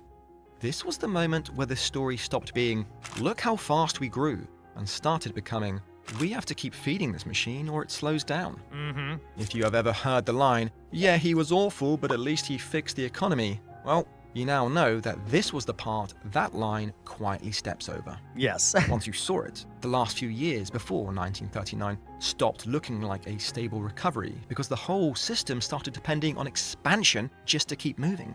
The bit people Yes. remember was the easy part, and the later years were where Yeah, the Dolly Boy. numbers started fighting back. So it's time to learn how history works, and to see what Germany's economic miracle actually ran on. This video is sponsored by Cape. Okay, we're gonna go forward here. Forward, I hope we're all Plus. learning something To here. understand was that the Nazi work 33 first cities did not invent the idea of spending during a slump. They just did it faster, louder, and had fewer people telling them to slow down. The Yeah. June 1933 program paid for work that could begin right away, fixing roads, building houses, improving drainage, and taking on local Yeah, public Jay projects. So unemployed workers got jobs and paychecks quickly. That did help. A slump was partly a fear loop. Firms waited for orders, households waited for wages, and both sides waited. It absolutely was, Jonas, and I don't know why they showed the Skoda Steelworks, because that was after he took Czechoslovakia. Jonas, by the way, you're a nerd that you know that. That's a very specialized piece of knowledge, so great job knowing that, Jonas. Until someone else moved first. State orders forced that first move. And for a while, it generally felt like Germany was waking up because activity returned to places So, that had. Vinamos, at the beginning, they didn't notice. At the beginning, the Allies didn't notice the rearmament. By the end, they noticed, okay? By 1939, probably around like 1936 or so they're like, wait a minute, there's definitely some illegal rearmament going on here. But there was no will. There was no will in Europe or America to do anything about it. We will talk about this. We will talk about the series of events that lead up to that and how the Allies didn't respond and they allowed Germany to rearm. But there was still a lot of exhaustion from the First World War. The First World War was so traumatic. You can't really blame. I'm not saying that they were right, but you can't really blame places like France for not wanting to start another war because they had lost a whole generation of young men. There's other things to think about here, but the world did not do enough. Let's put it that way. Okay. Been silent for years. But the state also turned the Ex- labour exactly, market into Dolly a Boy. machine it could steer. Independent trade unions were crushed in 1933. Okay. Strikes were banned, and the German Labour Front replaced unions with an organisation that enforced discipline and kept wage pressure down. Wages were restrained. Hours were Good, extended. Jay Williams. I'm and glad. the workers had. You can see Jay. Are you starting to see Jay Williams? How there's a core to this that's kind of undefinable, but you can kind of feel it and understand that core of fascism, right? That kind of irrationalist. You starting to get it, Chairman Bart, too? I hope you guys. I know we're doing a lot of this, but I want you to kind of be able to understand that core of fascism. Yeah. Okay. far less bargaining power, just as demand for labour began to rise, which helped employers expand output without the usual pay rises that came with tight labour markets. Yeah.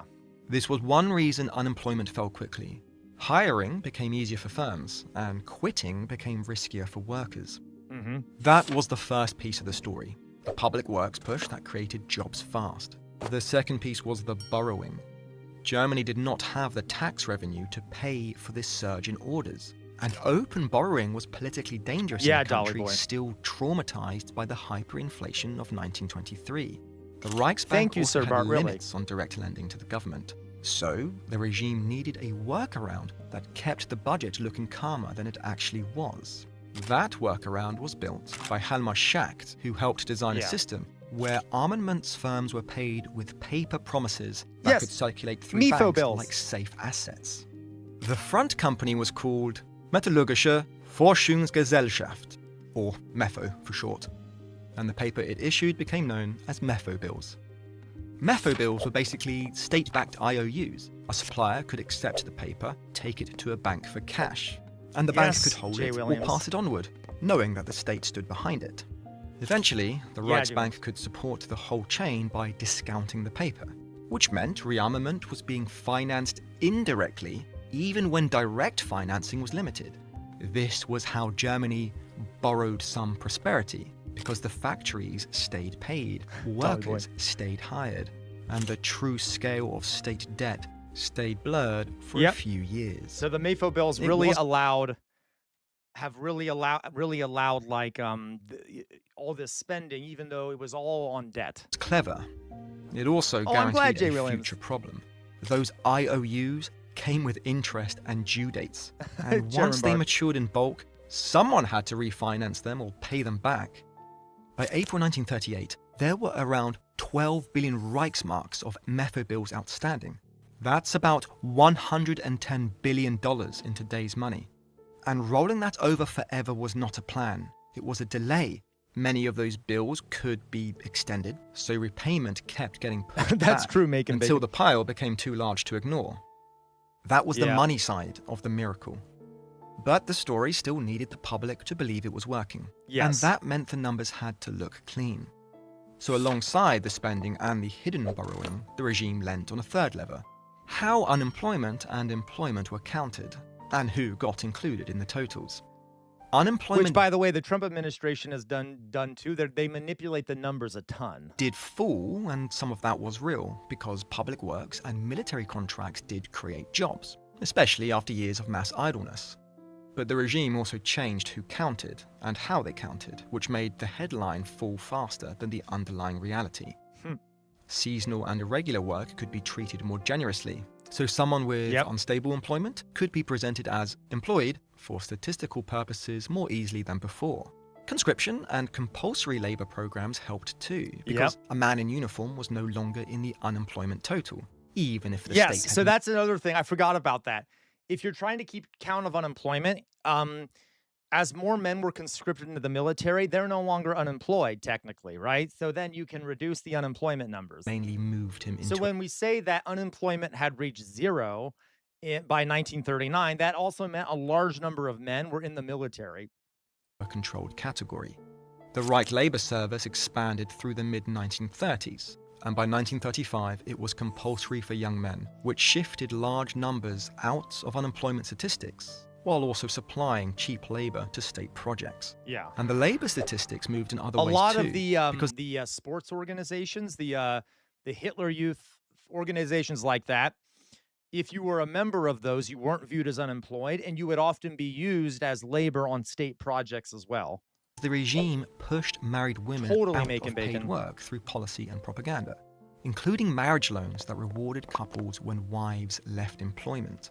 That made the unemployment figures look better, and it also helped reshape who got hired, because vacancies appeared without the state having to admit it was shrinking the counted labor force. And then there was the most brutal adjustment, pushing the Jews out of the labor force and out of professions from 1933 The looting. onward. This opened jobs for others while ripping experienced doctors, lawyers, engineers, and business owners out of the economy. German firms lost experience and networks overnight. And even if you ignore... There was also massive brain drain in Germany, guys, like we see in the United States. Tons of top scientists, academics, thinkers, artists fled the country.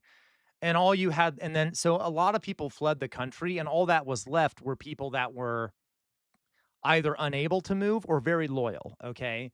ignored the moral crime. It weakened parts of the economy that relied on specialized skills and Yeah, Dolly international Boy, a connections. lot was sent to camps too. That came to bite Germany in a very plain way, because you could not build a modern industrial system by purging people who knew how it worked. And even with all of those levers pulled, there was still one more reason the story looked so impressive in the early years. The timing helped them. Yeah. The Nazis took power at the... By the way, I forgot to mention this. It is also a case that all around the world at this time that the Nazis were around, the Great Depression had begun to ease a little bit globally. It was not going great, but stats around the world showed it was starting to ease when the Nazis got into power. So they also benefited from what was not them. It was just a global easing as economies started to recover and stuff. I think that's what he's going to say. bottom of the Great Depression. Yeah, they were From like that- 5 years into it. At depth, a rebound was likely in many countries Yeah. once the panic phase passed and global trade stopped collapsing at the same speed. From the depths of 1932, even a modest rebound looked dramatic. And the Nazis claimed every point of improvement as a personal achievement, Yes. even when global conditions were lifting most countries.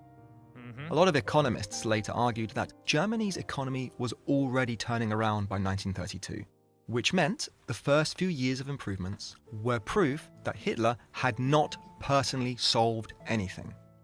Other economists argued that the Nazi mix of controls and rearmament made German living standards worse on average, even while output and employment looked because you impressive on literally, paper. I agree. I think living standards were worse because you would be working much more. So the early boom was a mix of genuine state spending, a recovering global cycle, and a government willing to squeeze workers and edit statistics to keep the story clean. Then the limits showed up. A peacetime country could run a jobs program on domestic labor and domestic materials. Our rearmament economy needed oil, rubber, copper, nickel, and high-grade ores in huge quantities. Oh, yes, he did, Black Macho Flare Drip. He actually he basically crushed them, and then he made it illegal to strike or organize or collectively organize. So yeah. Germany did not have enough of several key He also put a cap on wages to prevent wages from going up. Raw materials at home, so it had to import them. And importing them required foreign currency that Germany struggled to earn in the mid-1930s. Foreign currency was the money foreign suppliers accepted, and Germany could not just decree more of it into existence. It had to earn it through exports, borrow it, or take it. This was why the import crunch mattered so much. An armaments economy could be busy on paper, while still stalling in practice when the fuel and metals did not arrive. Schacht tried to manage this with exchange controls and import licenses, and trade deals where Germany and a partner country kept the money in controlled accounts, instead of using normal currency markets. This prioritized raw materials for armaments while cutting consumer imports like food and textiles whenever shortages got tight. This kept factories running. It also made daily life more constrained because consumer choice narrowed. By the way, you can imagine a different scenario here where if there had been a good leadership in Germany, if like a non-socialist leadership, and which would have been better, obviously, but if you had like a normal, if you had like a socialist, a non-socialist, social democratic government or something, they could have put all this energy into becoming a consumer goods society that produced things to be sold elsewhere. And that would have been another way of helping Germany recover. They could have become a sort of a consumer goods powerhouse. They would have gotten pretty wealthy pretty quickly. But no, the Nazis wanted to go to war. That they thought that was the only way to do this. Use grew and normal trade was replaced by state allocation and priority lists. In 1936, Hitler escalated the whole thing with the 4-year plan, demanding that Germany be ready for war within 4 years. 100%, Macho Flare, you're 100% right. Yeah, Macho Flare said, this is more proof Republicans use socialism as a buzzword for things they don't like. The Republicans keep calling the Nazis socialists because of their name. Exactly, Macho Flare, you got it. The Nazis were absolutely not socialists. They were hyper-capitalists. And the Republicans have no idea what the fuck socialism is. They just say socialism's scary because they receive big donations from big corporate entities who don't want workers to have more power and don't want, more democracy and things like that. Okay. So yeah. Göring in charge of a bureaucracy built around speed and scale. The 4-year plan pushed hard there you into go, Dolly synthetic boy. substitutes. Synthetic fuel, synthetic rubber, and big state-backed industrial projects that tried to replace imports with domestic production. Some of those projects partly worked, many were inefficient, all were expensive, and they still did not remove the basic problem that Germany needed resources and foreign exchange faster than it could sustainably earn them. By 1938, the economy was busy and close to full employment. And yet, key inputs were scarce, which forced rationing of metals and forced ministries to decide which firms got what. At that point, the state was making hard trade-offs. Steel for cars meant less steel for housing. There you go, making bacon. Food meant less foreign exchange for raw materials. The system could not keep running. It needed constant policing, and it kept drifting toward more control at home and more aggression abroad, because peaceful fixes were running out. Material This was where the conditions, miracle turned into a corner. This was also why the regime talked so much about self-sufficiency, because if you could not reliably buy what you needed, you tried to make it at home, even when it was inefficient and brutally expensive.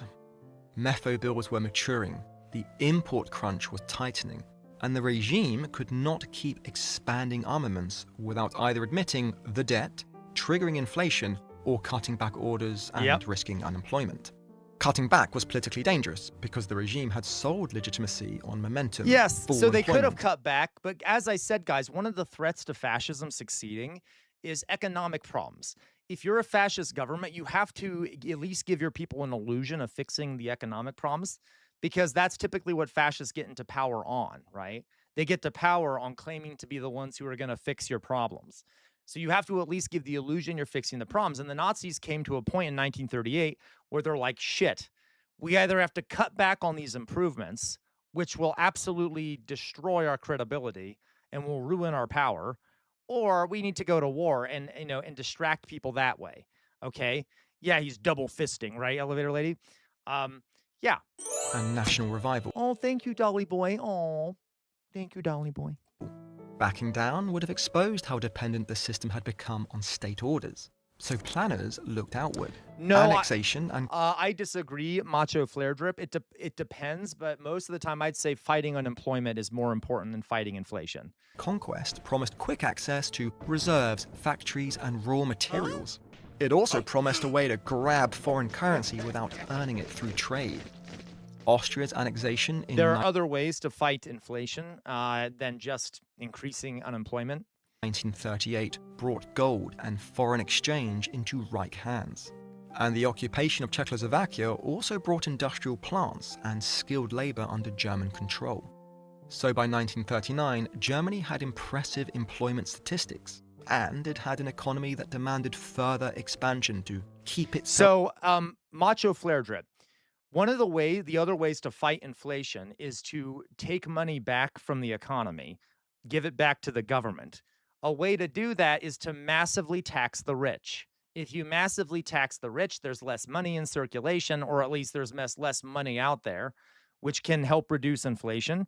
But most times we don't want to do that. We don't want to massively tax the rich. So in my opinion, you should fight unemployment before inflation. But and then you can do both at the same time, but hey. Supplied and to keep its debt machine from seizing up. If war had not arrived in September 1939, something else still would have forced a reckoning. Debt coming due, import constraints, inflation risk, or a political backlash from shortages because the underlying imbalances were already there.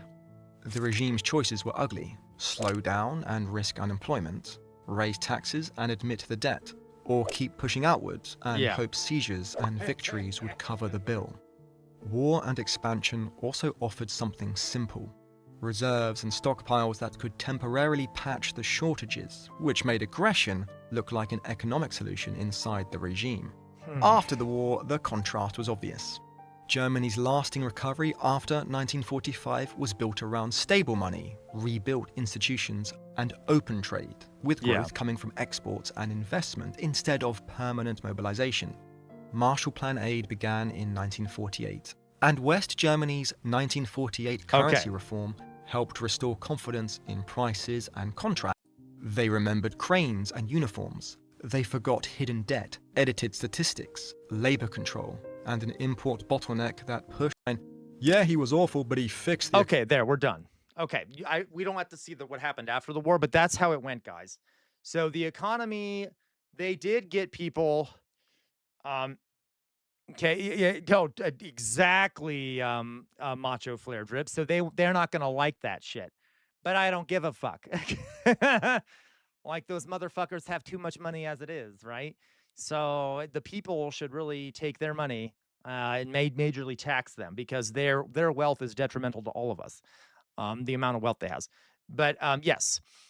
So guys, you notice, so again, the Nazis kind of did help people's conditions, but it was all based off an illusion that required Hitler to go to war in order to, that was premised off the idea that they'd be looting other countries. Okay. So like, that is not a very stable way to have an economic system.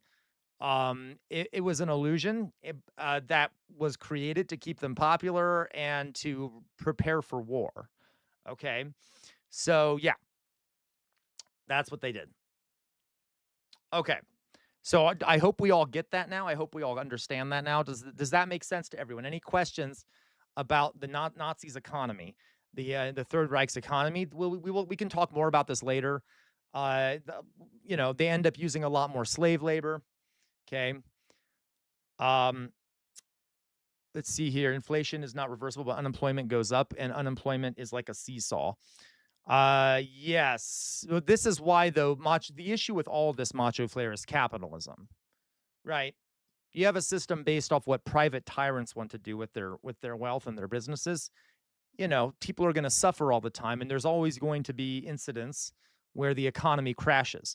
Do you know, guys, the one economy in Europe at the time that really didn't suffer that much from the Great Depression? It suffered a little bit, but not that much. It suffered a little bit because of trade that kind of collapsed. Yeah, Soviet Union. The Soviet Union didn't suffer that much from the Great Depression because it did not have a system based off the whims of private owners of capital. Okay, it was able to keep producing and things like that. It didn't have much of an effect. That is one of the benefits of a socialist system. Although the USSR system was flawed in a lot of ways. Okay, and they even knew that, and they worked to fix those parts of it that were flawed because this was an early socialist experiment. One of the biggest benefits of a socialist economy is that you do not have the ups and downs that come with capitalism. Capitalism has natural crashes. Okay. It literally gets built into the system that you have times of growth and wealth, and then it'll crash, and then ups and downs and ups and downs, which is really bizarre that we've developed a system that has built-in crashes. Okay. And because of how power is set up, when the economy does crash, the pain from those crashes are put on the workers, not on the wealthy, because they have the power to prevent the pain from me putting on them, which is insane. So we are all held captive by these wealthy and powerful people who can crash the economy and make us all employed if they want. Uh, but just think about how weird that is. Okay. By the way, one of the bizarre things about capitalism too, guys, is that it is almost more stable. It is almost more stable than feudalism was. It is almost less stable than feudalism was. Feudalism was worse in a lot of ways. Okay. It was an very unpleasant system to be in there. Okay. But it was not, it didn't really have crashes unless you had a famine or something like that. But okay. Loon Gaming. Also, since we are the so-called best country in the world, we can adopt the USSR system, but make change. 100% Loon Gaming. So black man macho flare drip. So in socialism doesn't have inflation. It can, but it doesn't happen. It doesn't happen naturally, and the government has more control over it. Does that make sense? So let's put it this way. It doesn't. Underneath capitalism, the decisions of independent tyrants that own businesses, okay, cause inflation. The system naturally can cause inflation.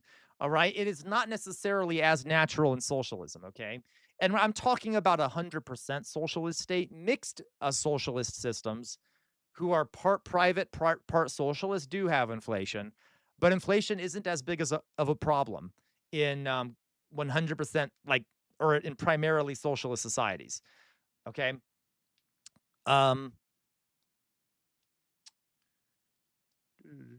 Loon Gaming. Also, since we are the so-called best country in the world, we can adopt the USSR system.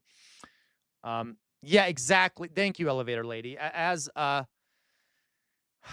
Yeah, it's so fucking stupid. Okay, Weird Motors Blob, right? Okay, elevator lady says our surplus value goes to government in socialism rather than private owners. Correct. So the surplus value still comes back to us. Correct, elevator lady. Weird Amorphous Blob. I sanctioned the Venezuelan economy infinitely, and there was inflation. So socialism debunked. I hate that so much. Okay. You think purchasing power and inflation? So listen, macho flare drip. I gotta point out to you that in theory, it isn't an issue for socialism, because if you have let's say, as long as there are capitalist countries out there, there will always be an issue with inflation. If we had global socialism, then you wouldn't really have a problem with inflation. This is complicated. Inflation is complicated. You can like, let's say you have a socialist society that does have some kind of currency, which is possible. You have like labor vouchers or something. I guess in theory you could have inflation if someone in the government makes a really big fucking mistake and starts printing off too many labor vouchers or whatever the fuck it is you have, which is basically a kind of currency. But like so, but this is let's put it this way: it's less of a problem in socialist societies. Okay, it is less of a problem in socialist societies. Um, so they were isolated economically and can control. So Jonas, they were not completely isolated economically. Um, uh, they're not completely isolated economically. That's why the Soviet Union wasn't completely unaffected by the Great Depression, because they were trading with other countries and stuff. They were doing some trade with other countries. Um, no, exactly, weird Marshall. That's why I'm like, you would have to have someone in the economy make a big fucking mistake to print too many labor vouchers. You see what I mean, weird amorphous blob? But it wouldn't come naturally. It's not like currency based off of faith in your economic system. It would be directly linked to labor. But I guess you could make a mistake where you print too many. I don't know how that would happen though. Okay, so they weren't completely isolated there, Dolly Boy. Um, I'm sorry, Jonas, which is why they weren't completely immune to the Great Depression, but they were more immune to it than others. Rich people aren't also unusually heavily invested in bond, which gets killed during high inflation. Yes. What do you mean? Yeah, no, you're right, Peck on Bad. You're saying if wages keep up with inflation, it's hard for me to believe that's not good thing for average. Oh yeah, it's absolutely a good thing for average folks that wages keep up with inflation. Right? That's a really good thing. Rich people you are also usually heavily invested in bonds, which also get killed during high. Yeah. Mm-hmm.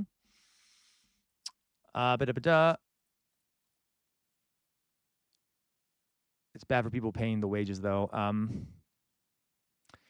Am I living in your head rent free? Yes, of course, Dolly Boy. I'm sorry, does this make sense to everyone? Do we all understand this now? Okay. No, of course, it is very good that when wages keep up with inflation. It's absolutely very good when wages keep up with inflation.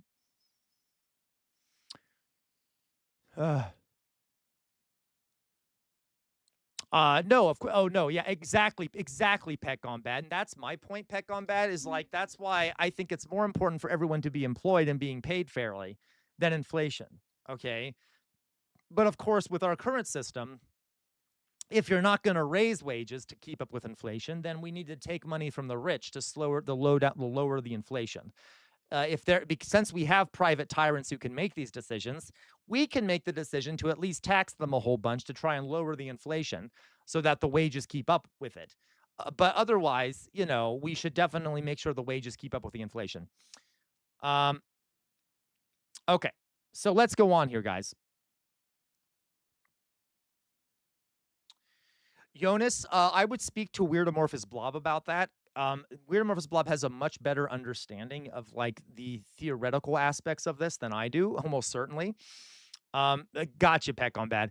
Jonas says, with labor vouchers, how do they decide how much is your labor is worth for services or goods? I don't know. Yeah, I'd speak to Weird Amorphous Blob. I think Weird Amorphous Blob would probably agree with me that a lot of this is theoretical. There's some ideas out there about it. But it's theoretical, so we would have to figure it out. We would have to kind of figure that out. It's unclear. Yeah, it's exactly the duration of labor that goes into them, right? And we don't know if that will necessarily work that well. But that's the theory. My point is that there's ways to. We'll have to see what happens. I'm not sure. Okay. All right. Of course not, Loon Gaming. We'll never do that because we're a capitalist monstrosity. Okay, guys, I'm going to put my face up. Anyway, I'm sorry. We're getting into, oh my God, do not torture Jonas by making him read Das Kapital, okay? Don't make him, that is such a long fucking book. Okay, no, it's a good book. It's just very long. All right, so guys, Hope that doesn't include food. Croissants are a mission, but I like them cheap. There you go. Okay. So, guys, thank you for. I'm going to put my face up here for a second. Boop. Boop-a-doo, boop-boop-a-doo. I know. Oh my God, look, well, I know. I've read Das Kapital, I think twice. But it was as much as I like Marx, it's a slog to get through Das Kapital. I know Weird Amorphous Blob has probably read it a million times, but like it's a slog to get through it. It's a fucking slog to get through it. Okay. All right. So guys, but the entire description here is described from a very reluctant description Mark gave in criticizing the unifying theory with less. Exactly, Weird Amorphous Blob. Yeah, so you know that like he doesn't really describe what it would look like. We'll have to see. We'll have to work on it if we ever get there. We'll have to see what the best way of doing it is. Okay. Okay, guys. So let's go on. I know because you're a nerd, Weird Amorphous Blob. Okay, guys. I'm gonna sit down. Give me a second. Oop.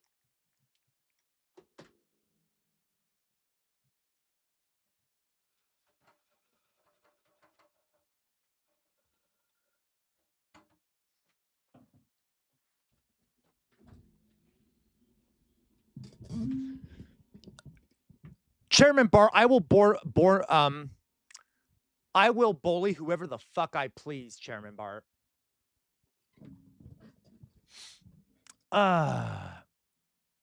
Loon Gaming, good question. Loon Gaming asks, I'm curious about yours and others' takes. Okay. But what do I think of an AOC presidential run in 2028? I am fine with it. I'm fine with it, Loon Gaming. Obviously, I am a socialist.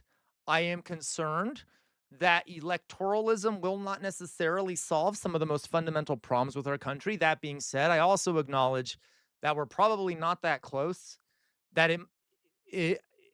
we might not be close to making major changes that are outside of electoralism, if you know what I mean.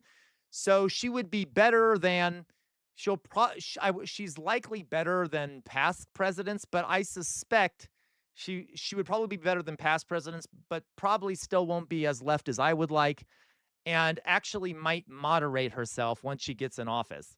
But honestly, that would be better than any other of the choices we'd have for the Dems. Okay. I suspect she's a better option than most of the other choices that we have for the Dems. Okay. Could you have AOC as president? No, Louise. Mom Donnie can't be vice president because he's foreign born, unfortunately. I hate you so much, LaQuabwa. Okay. And you can all hear, guys, how much I'm like being like, don't worry, I'm not a big fan of the Dems. Okay. Oh my God, refocus. No, Hillary was terrible. Fucking Hillary Clinton. Now listen, obviously she might have been better than Trump. Might. But God, Hillary was awful also. Philly cheese, you can just say vote blue no matter who. I hate you so much, Philly cheese, okay? By the way, I hate what's the term? I forget what I was gonna say. I can't remember what I was gonna say. I like how she handled Benghazi. Oh my God, Jonas. Real life Cat TJ, I think the first black president kind of destroyed the progressive movement in the last decade. He was never really progressive to begin with. I think a lot of progressives at the time, a lot of them may have liked him because they were under a misapprehension. I don't know. But Obama was not that great of a president. Okay, Hillary got worse. Yeah, she did. I mean, she was awful. Goldman Hillary. Same loon. What do you mean? I'm not sure. I don't get that. Forgive me, refocus. What do you mean there? Oh no, that's true. Real life Cat TJ, you're right. Liberals were like, oh, we are no longer racist. We have a black president. Okay. All right. Hillary would have been a disaster. She would have been. That's true. Hillary Clinton is basically a Republican, but admittedly, she probably wouldn't have. She would have been just as bad as other American horrible presidents. Okay. Like I suppose she would have been a little less loony than Trump in some ways. But I would have preferred her to Donald Trump, but I never want to say I would have liked Hillary Clinton. Okay.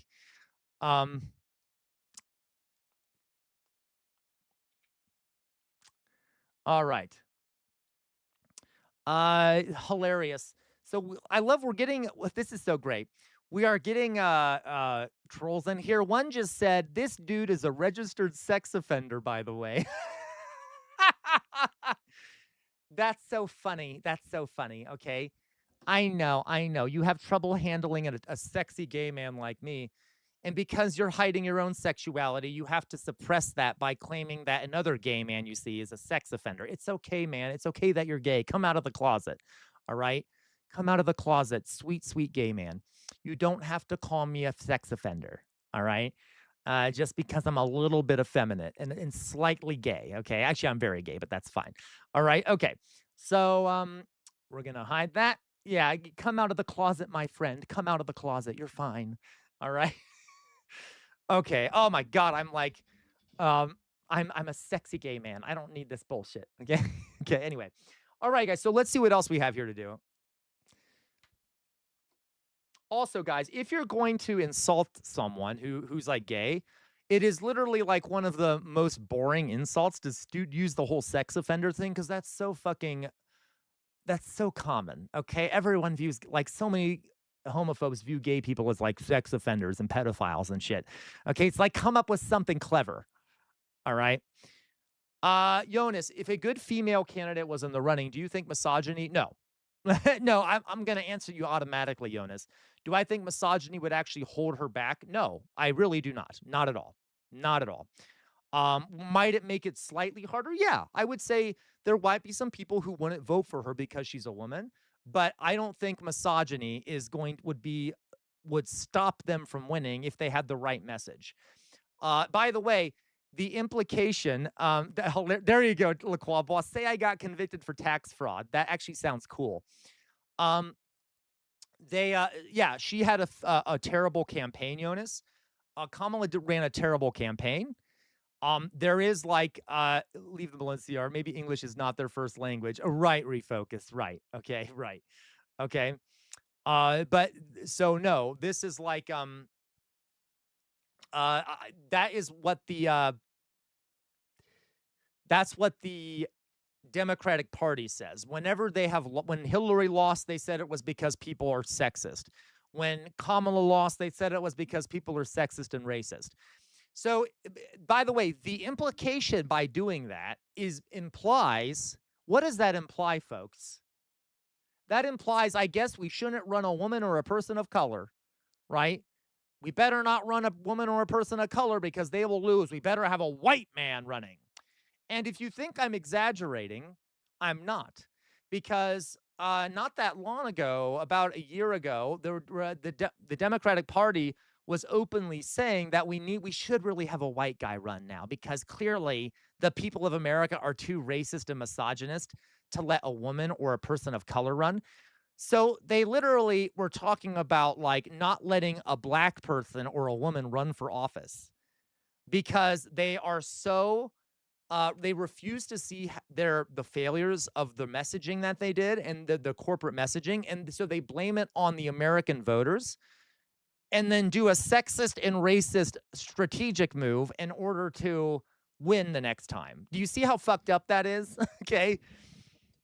Yeah, they can't take responsibility for how bad their candidates are. So instead, they they blame the American voters, which will never help them win if they do that. Okay? They'll never win if they do that. All right. Okay, guys, let's see what else we have here.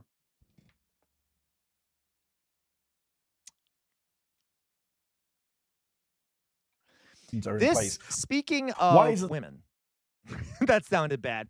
But speaking of women, there is, as I've said, guys, we have some positive stuff going on in the country. We're seeing a wave of DSA sponsored and left-wing candidates all across the country doing very, very well.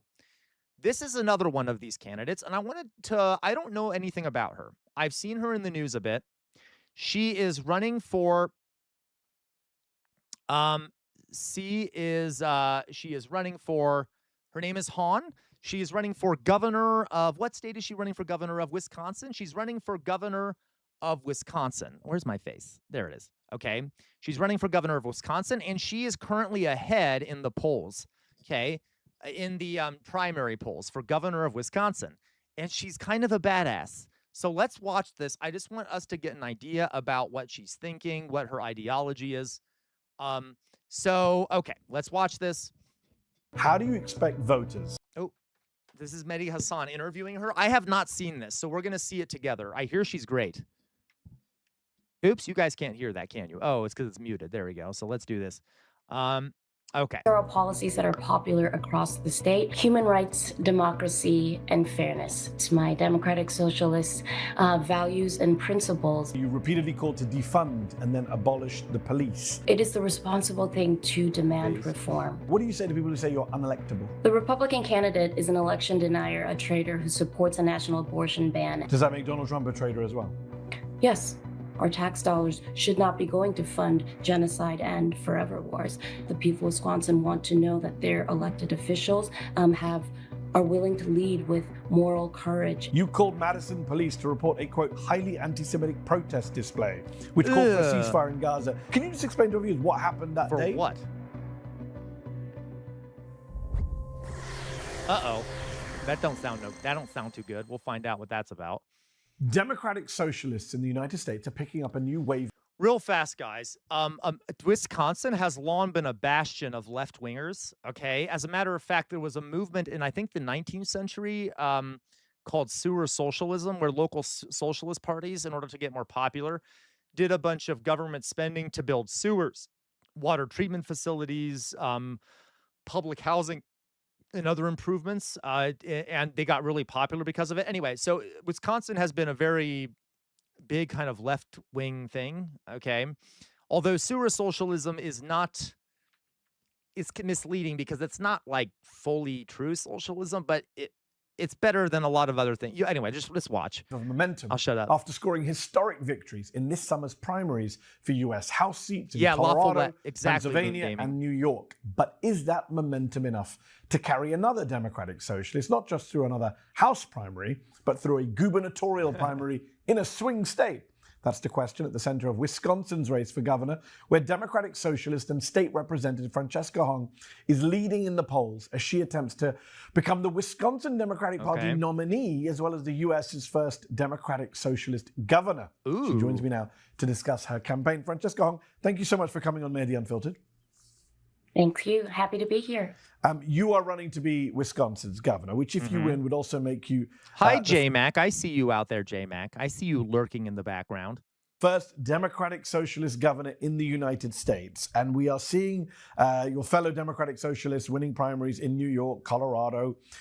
But this is Wisconsin we're talking about. People will say this is a state known for razor-thin margins, moderate swing voters. And they will ask, how do you expect voters in this state to go from electing Donald Trump in 2024 to electing a Democratic Socialist as their governor just 2 years later? Mehdi, this is also a state where progressivism was born and nurtured. Where I'm sorry, Jonas, you say, are you getting shadow banned? I might be. Why? Why do you ask? Kindergarten was formed. This is where sewer socialism in Milwaukee came from. This is where social security and an employment insurance was born. Gaylord Nelson fighting Bob La Follette. Our socialist progressive roots run deep, and the people all across our state are ready to dig up those roots and build something new and better. It's a word, it's a term that gets a lot of abuse. It's loaded, it's contested. I saw that, Jonas. What does democratic socialism mean to you, Francesca?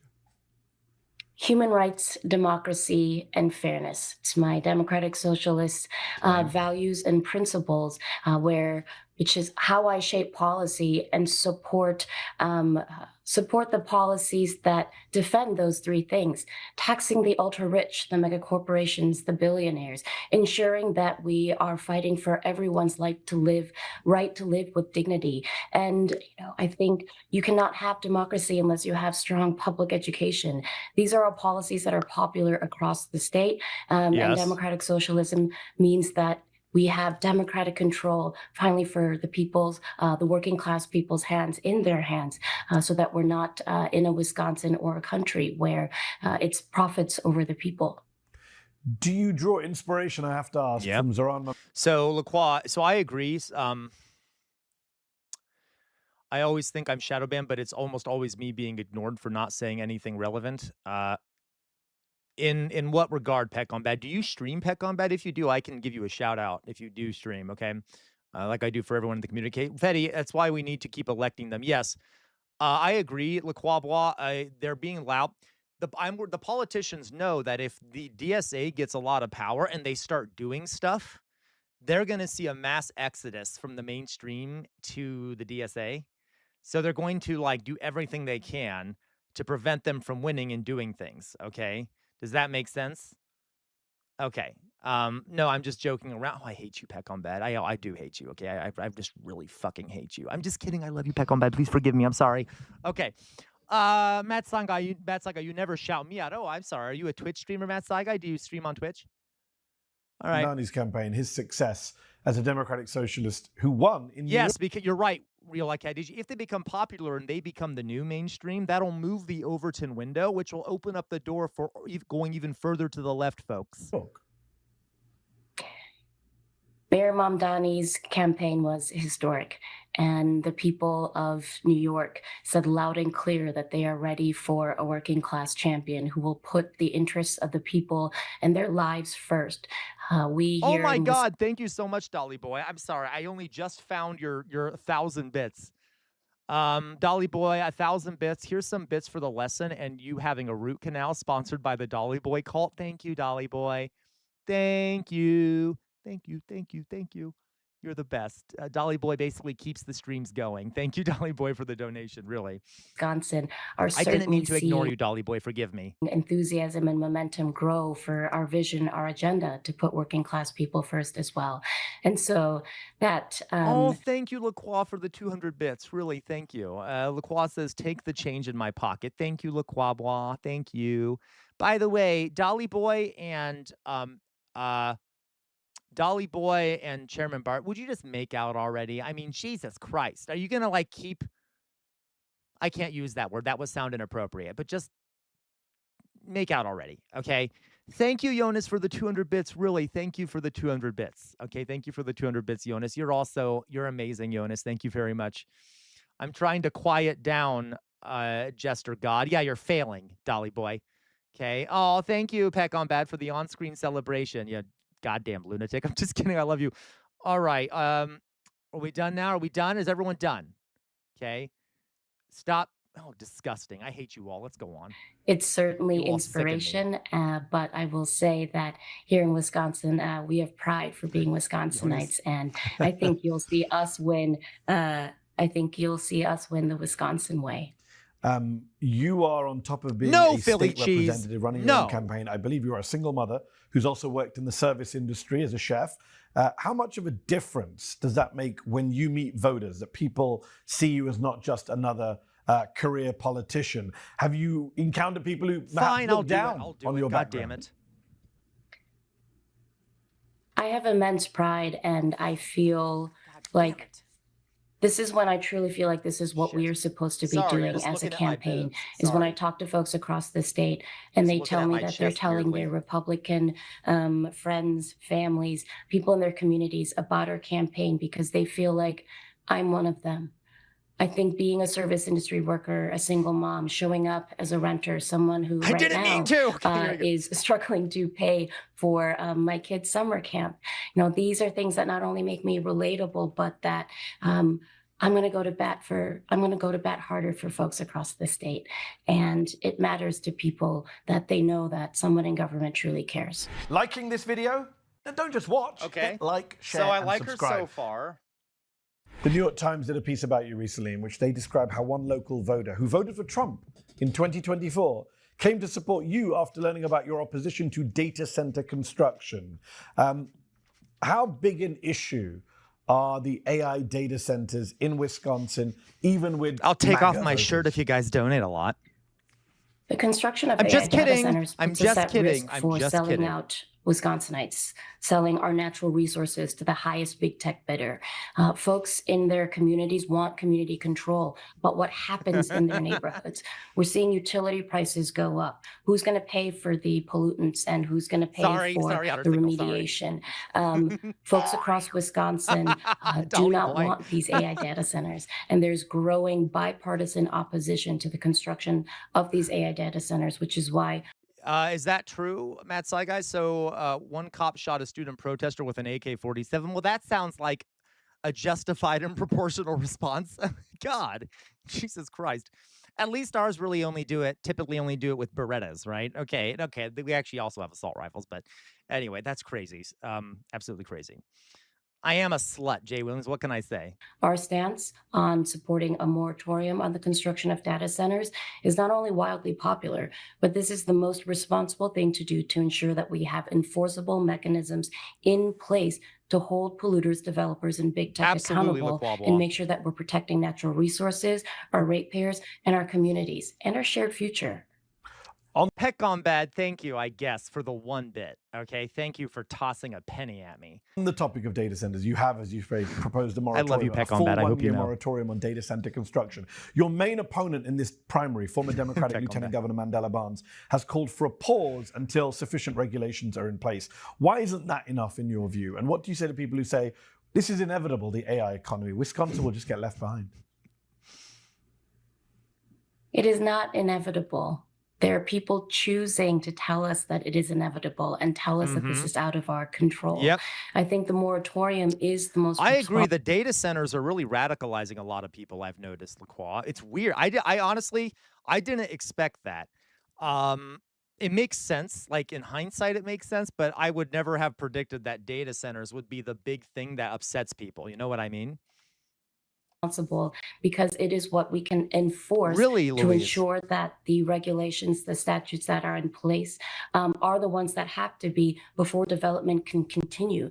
The scale and scope in which these AI data centers are being built, a pause is insufficient. And I think that we have much more that we have to put into place in terms of regulation, in terms of ensuring that we are not on the hook, that we already have communities with data centers right now where they are not paying sales and use tax, and they're seeing contaminants happening in their waters, and there's no source of recourse for taxpayers. And so I'm team human. That doesn't mean I'm anti-AI. It just means that I believe that the state has a responsibility to ensure that it isn't controlling us, and instead we're regulating it. You, like Abdul El-Sayed, a progressive... Sorry, I'm just listening, guys. I know I'm not saying much. It's also helping my tooth not hurt. Running in Michigan. Not my tooth, but helping my mouth not hurt. Swing state. You both have faced a lot of backlash over previous social media posts where you repeated... Dear God, Peck on Bad. That actually scared me. I wasn't expecting that. Thank you, Peck on Bad. Thank you.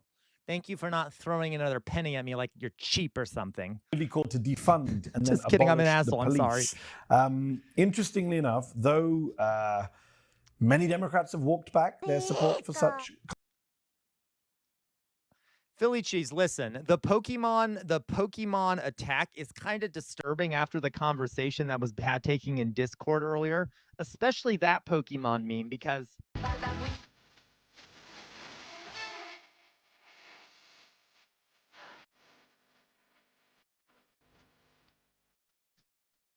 I appreciate that very much. Thank you, Dolly Boy. I love that. I haven't seen that one yet. That was good. But anyway, can we just, the idea now of like Pokemon is a bit disturbing to me because I keep getting, never mind. Just let's put it that way. We don't need to talk about that more. Elevator lady, Sir Bart, Outer Signal, Norman. Okay. Mass attack starts in oh my 5, God. We have 4, a mass attack. Okay, 3, fine. I'll pause the 2, video. Don't worry. 1. Thank you, Peck on Mass Bad. attack. Jesus, thank you, Dolly Boy. Thank you, Jonas. Yeah.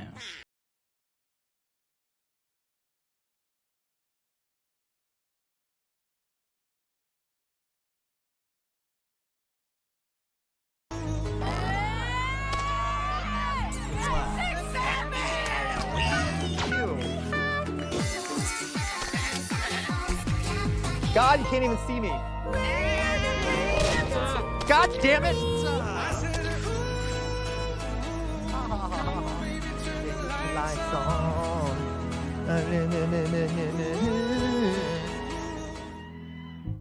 Okay, thank God that's over. All right. Jesus. Thank you, everyone, for that. Thank you. Louise, stop fucking laughing, Louise. You're encouraging this behavior.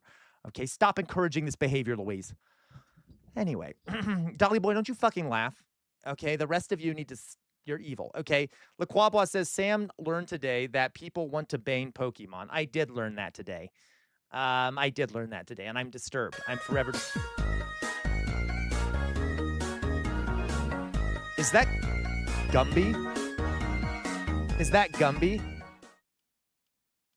Was that Gumby?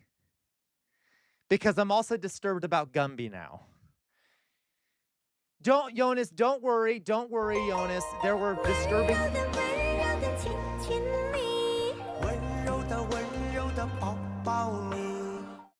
Unnecessary, Jay Williams. Unnecessary. I'm trying to talk here. All right? So, okay, how dare you? There was some conversations about Gumby in the Discord today.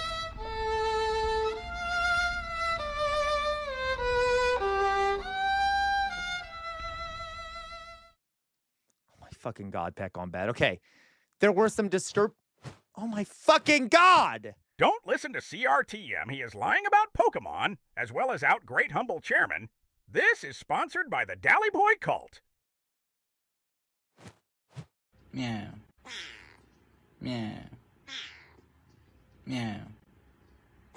Meow.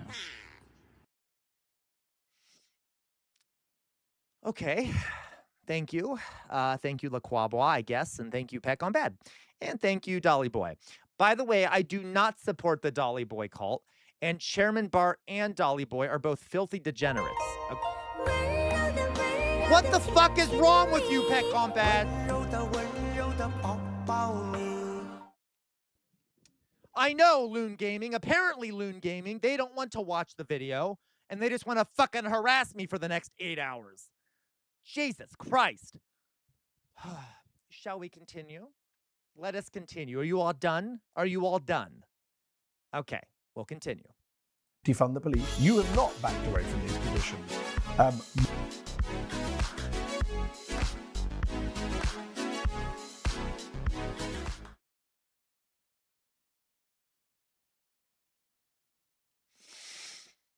Oh my fucking God. I'm gonna lose my fucking mind, Jay Williams. I'm gonna lose my fucking mind, Jay Williams. I'm gonna use my fucking mind. Anyway, okay, whatever. Are we all done with that? We all done with that, you fucking lunatics? Okay. No, I'm joking. Guys, you know, I deeply appreciate outer signal, very badly timed way to tell me to calm down. I hope you guys know I deeply appreciate all your donations, and I'm only joking about being angry, okay? I'm only joking about it. Thank you for all your donations.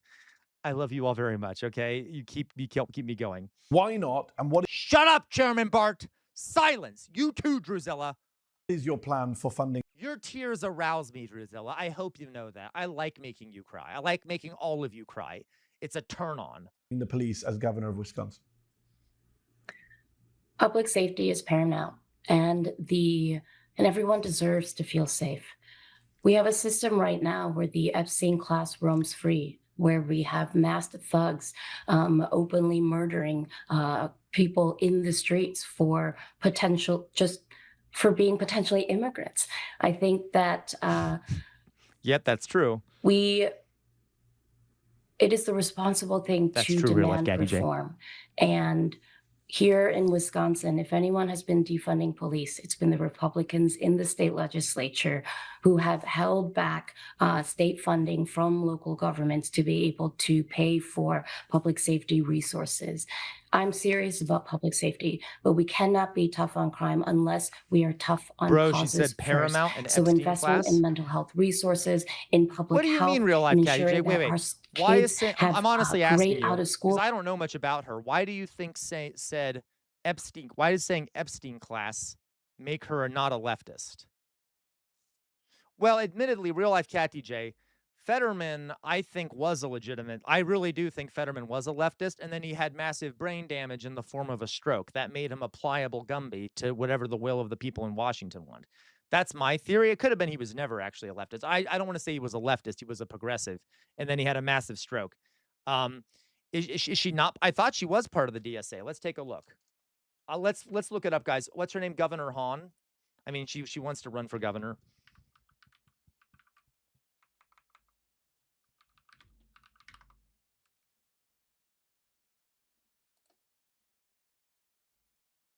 I thought she was part of the. Yep. She's a member of the DSA. She's a member of the DSA.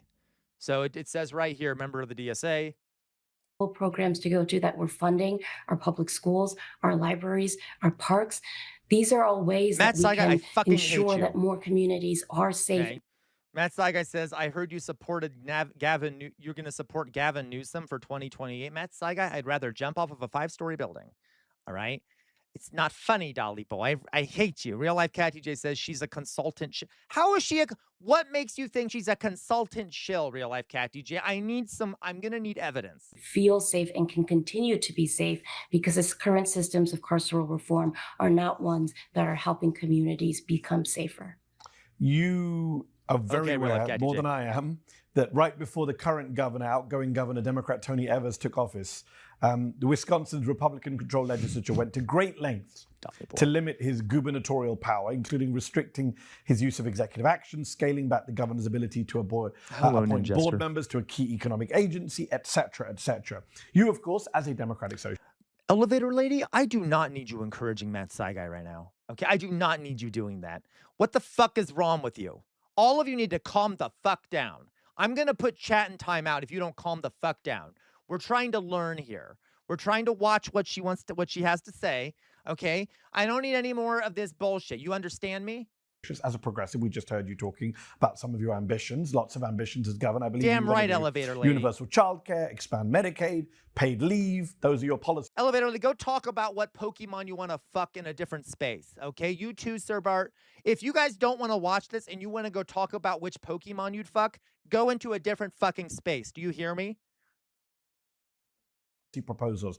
How would you get that done, given a GOP-controlled legislature, given all these restrictions on the governor's power in Wisconsin? We're proud to be a community grassroots powered campaign, which means we have volunteers who have been knocking doors across our state, talking about the importance of electing Democrats to win back the trifecta, the majority for Democrats in both the Assembly and the Senate, and elect a bold progressive governor. I think that, one of the first things that I did when I was elected to my state Assembly seat here. Chat is in timeout. Chat is in timeout. We're going to keep watching this, and maybe in a couple minutes, if I feel like you've gotten better, I will turn chat back on the main screen. In Madison, Wisconsin, blew Dane County, because I got the hell out of Dane County, and I started knocking doors for other candidates to help us win back the majority. The majority is in play this year, and it's imperative that we are building the organizing infrastructure and the ground game to Thank make you sure for the that donations. we have a Democratic majority next year. But regardless of the makeup as the legislature, I plan to work. Thank you for the donation, Elevator Lady and Pet Gone Bad and Dolly Boy. With whoever is willing to come to the table and ensure that we are passing the policies that will improve the material conditions of people's lives. And there has to be a willingness to put political courage and political, to use political capital to burn it to make sure that it actually delivers for people. And so here, I'll dance, wielding the power of the executive to the fullest extent, however I need to do that in order to make sure that we're improving people's lives. We're going to explore every option to make sure that we're protecting Wisconsinites across the state. Ew, God, Jonas, why'd you do that shit? Jesus Christ.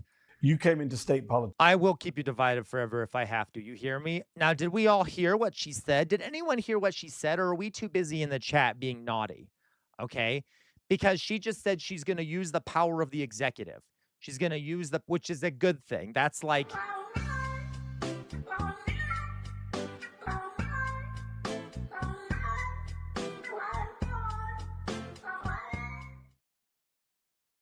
Thank you very much, whoever did that. Was that pick on bad? Thank you. So, I'm not gonna end the fucking stream, don't worry. I like what she's saying so far. She's gonna use the power of the executive. She's gonna beat people down, etc. I mean, she's gonna not beat, that sounds bad. She's gonna, fight for people. That's what she says, of course. That sounds lovely. Okay, so let's see what else she says. All right, are we all gonna behave now? Are we all gonna behave now? I believe right after 8 years of Republican Governor Scott Walker, who... Oh my fucking God. He will not divide us. Hashtag he will not divide us. YouTube chat, rebel against this jester and unite. Oh my fucking God. Ended collective bargaining rights for public sector workers, used the National Guard against protesters, cut education funds, did a lot of awful reactionary things. That was when Tony Evers then comes in, the current... Okay. Smith, don't you laugh, Smith. I see you laughing over there on YouTube. Okay, fine. Fine. I will put you all back up on the screen. But you all better behave now that you're back. Okay? I hope we're learning something. Democratic governor who's term limited. I'm just wondering, is your view of his governorship, because you want to succeed him, is it that he did a great job and you want to build on it? Or is it that he failed, as establishment Democrats have failed, and you're going to do a job that he didn't do? Governor Evers had... They won't. Governor Evers was having to oftentimes govern by defending. I'm glad you're learning, Loon, very quickly. We are now going to be in a position where we can go on offense. And yes. I plan on expanding on his... Refocus, I swear to God. His plans when it comes to carceral reform and extending commutations. Our governor... Okay, Ninjester, what the fuck is wrong with you people? Ninjester comes in here and says CR would end up bottoming for Mankey. Rude. I would only bottom for Primate. Okay, Primate, excuse me. But that's a different story, okay? Rude. Was a previous superintendent of public schools. Public education is one of our top priorities. And I think that we are in a time of crisis and chaos and rapid response, crisis response, moving with a sense of urgency, with collaboration. These are the types of leadership skills and principles that I will be moving with. And so expanding on what the governor has done, absolutely, that's what we plan to do. So that was you are amazing. leading the polls Good right answer. now, with former Lieutenant Governor Mandela Barnes, who was Lieutenant Governor under Tony Evers, trailing behind you. He's saying, and a lot of establishment Democrats in Wisconsin are saying, that you are unelectable. He said to the New York Times that running, quote, in a safe Democratic jurisdiction is one thing, but actually showing up and making the case where people might be a little bit more hesitant, that's a completely different story. You've seen a lot of people point that out, that it's one thing for Mamdani as a Democratic Socialist to win in blue New York City. Very different to win in Wisconsin or the Rust Belt. Okay. Do you prefer Dubois or like the real Dubois, you prefer Du Bois? Okay, but I'm guessing, I think you like Dubois. I think that's what you've told me before. What do you say to people who say you're unelectable? The person who wins the most votes is the most electable. Our campaign has held over 300 events. Yeah, that is such a fucking stupid argument. The idea that they're the least elected, she's the least electable. She's the most popular. That makes her the most electable. What the fuck are you talking about? Yeah, very good answer. We have the strongest volunteer. Sorry to interrupt. They would say that's a Democratic primary. You'll win the most votes in a Democratic primary, but then they say you'll lose in a general once Republican and swing voters. I'm sorry you had to witness all of that. The Republican candidate is an election denier, a traitor who supports a national abortion ban, is a puppet for Trump and supports ripping healthcare and food away from kids and millions of Americans. Defeating Tom Tiffany in the fall isn't a matter of if, it's a matter of how much. And Wisconsinites, regardless of party, are ready to unite as working class people and vote in the working class champion who will move with the urgency needed, wield the power of the executive, and make sure that state government is delivering for working class people first. It is not only our campaign that is going to be doing that, but the growth of our campaign across political ideology, zip code, race, and generation that will be coming in full force to make sure that we win in November. I am not quantum traveler. I just move around a lot. As a traitor? He is an election denier. So yes, I believe that makes him a traitor. Yes! Oh my God, did you hear that? Yeah, that's fair though, quantum traveler. I know I like move back and forth. I like moving around a lot because I stand here awkwardly most of the time. So yes, I'm kind of a weird guy. So anyway, did you hear what she said, guys? That was great. She called someone a traitor? Did she call Trump a traitor? To make sure that we win in November. Did I hear you correctly? Did you refer to your Republican opponent as a traitor? He is an election denier, so yes, I believe that makes him a traitor. Does that make Donald Trump a traitor as well? Yes. So, do you, I mean, strong language that many people want to hear from Democratic candidates about election deniers. Do you think Democrats have fought hard enough against Republicans? Because you don't hear many Democrats speaking as strongly about their Republican opponents as you just did. In fact, Lindsey Graham just died, and I saw Joe Biden and Kamala Harris and prominent Democrats put out very admirable... You guys saw that, like, all these Dems coming out and being like, he was a good friend of mine. I love Lindsey Graham. I don't know why I'm saying it in that accent, but they were all like, we love Lindsey Graham. He was an angel. And like, we had dinner with him and lunch with him. Yeah, he was a bloodthirsty warmonger who led to the slaughter of thousands, if not hundreds of thousands or millions of people all over the globe. Yeah, he was deeply corrupt and supported Trump during his administration. Yeah, he promoted illegality and corruption and stuff in the government and suppressed working people. But we had lunch with him and we liked him. Like, the fucking Democrats need to stop licking the boots of the oppressors of the country, okay? Because they're in bed with them. They're in bed with them, okay? I hate you, Jonas, okay? They exactly, Laquab, they all share a class interest. They don't care. CR loves his daily serving of black salami. Oh, my fucking God, Dolly boy. Oh, my fucking God. I swear to God. Okay. Jesus Christ. They are all the same, right? Was that you, Jay Williams? I apologize. That was disgusting. Okay, you disgust me. Yes, they're all the same. They don't, whatever, whoever the fuck it was, okay? You're all the same to me, okay? Anyway, okay, so disgusting. Statements praising him. I think that the death of an elected official, it was honored. It was acknowledged, to each their own and how they do it, I suppose. But it's important for people to know what folks are saying with their actions. And when you talk about questioning the election results, and here in Wisconsin, our elections are safe, free, secure, and to not honor what the voters are saying and to question that, I think makes you unfit to run for office, and it certainly makes you unfit to be in Congress.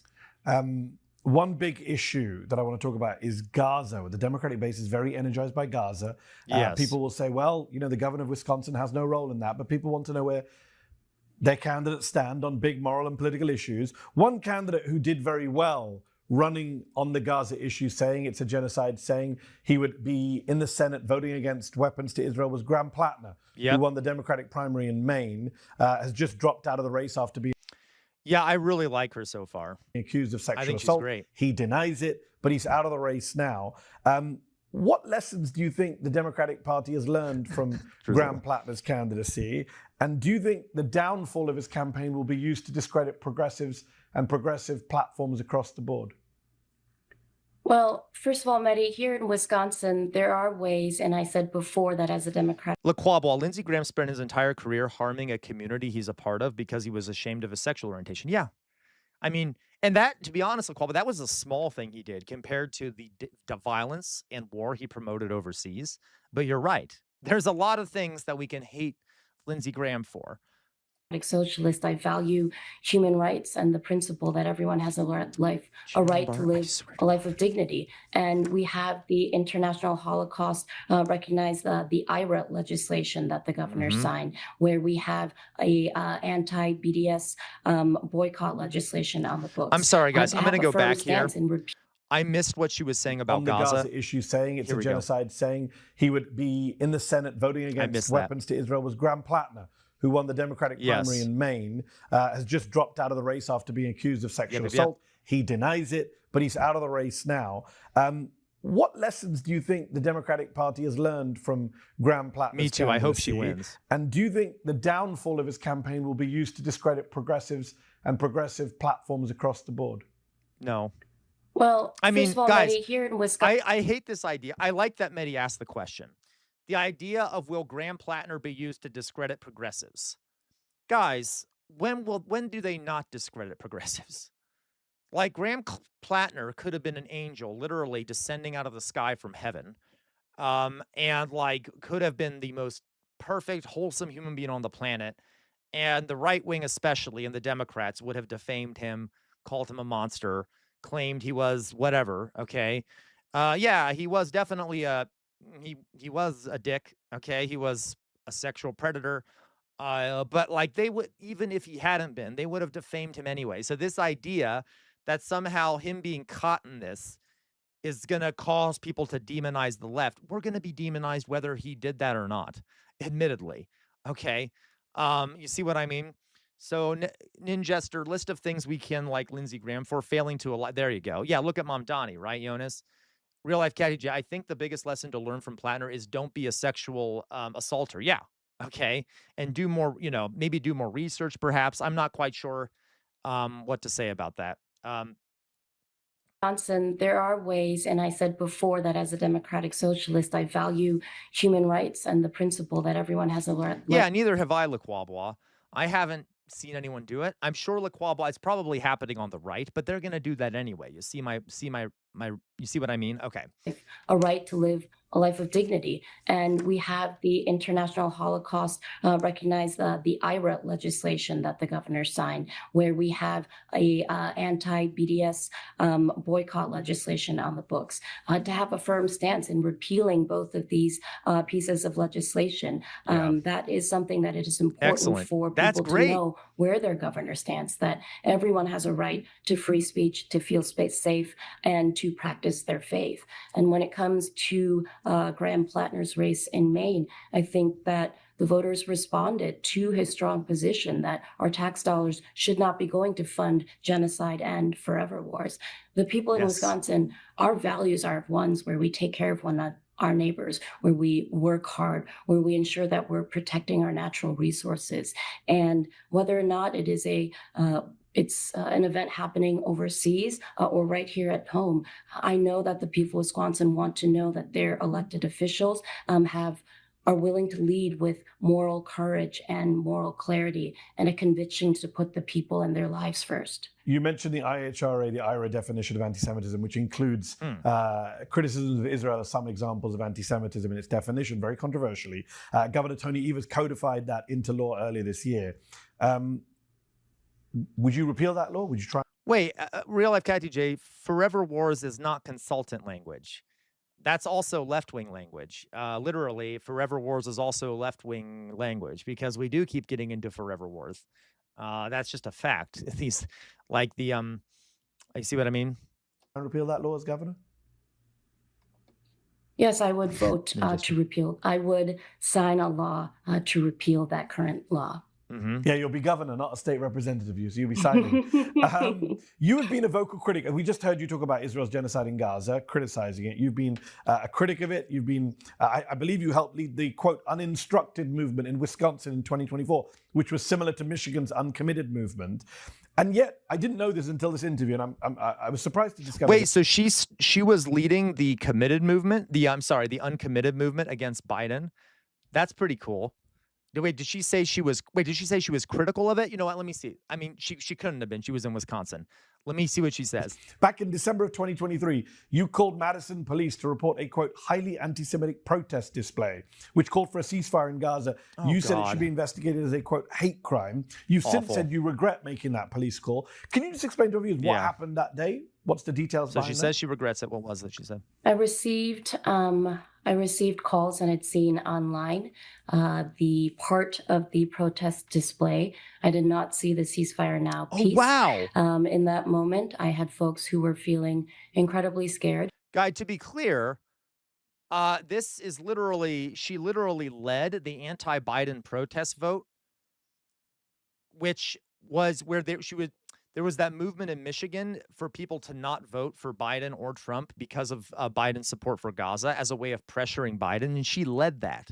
She led that. That's pretty fucking good. Okay, now the thing she's talking about now is an oopsie, that's for sure. So we'll see what she has to say about it. Family members of mine as well, and I did something I would normally never do, which was call police. And looking back at in that moment, It is Weird I Mother's Love. acted in poor judgment, and I have apologized. I regret my decision. And prior to that, I hope folks will see that not only am I talking about supporting the Palestinian Liberation Movement, but that I called for a ceasefire, introduced a ceasefire resolution in October of 2023, that I was an organizer with an uninstructed movement, that I have been meeting with leaders in the movement, with Palestinian Muslim community leaders around Wisconsin, talking about the issues and making sure that I am accessible and accountable to those actions. Yeah. And I think that that was a moment of lapsed judgment, but it came from a place of feeling in real time personal pain of others and fear of others as well. But obviously you've been campaigning, as you say, for Palestinian liberation and against genocide. You've been taking a lot of hits for it. From the other direction, you've received, your campaign has received... One second, let's look this up. So, Han calls police on pro-Gaza protesters. Honestly, if she was like in charge of the, if she was in charge of like the unaligned movement or the, that's great. That kind of balances it out. Like, let's see here.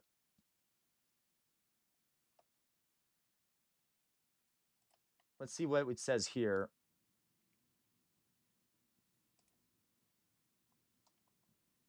I just want to see what exactly happened.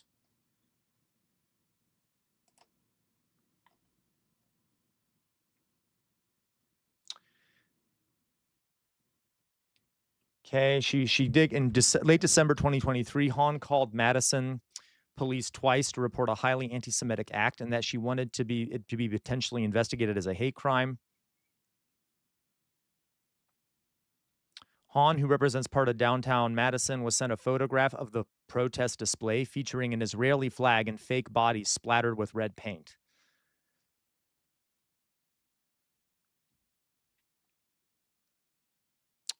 Three years ago, this is what she said. 3 years ago, there was a piece of protest art at encampments in Madison, which was photographed and posted to social media, Han said in a statement. My constituents reported that they felt threatened and alerted me to the social post, but the image was cropped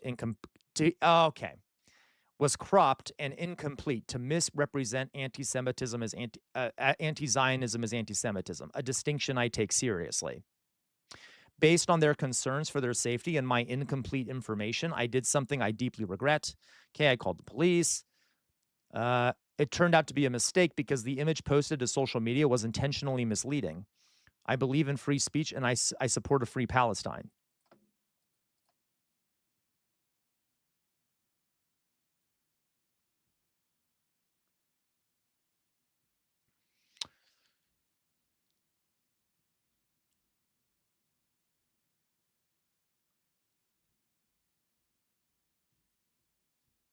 Interesting. So I really want to see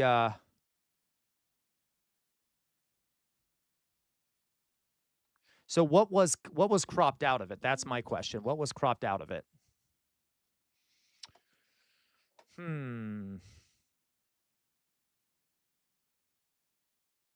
So what was the original image? Like that's why I'm pointing out like what was cropped out of it, because that still doesn't sound that anti-Semitic if it's just an Israeli flag with blood splatter on it.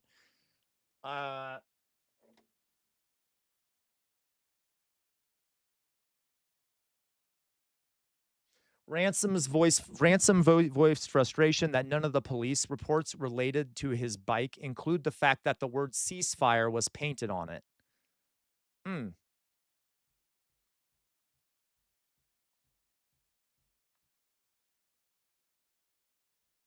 I did not know there was a ceasefire now sign. I don't fucking care.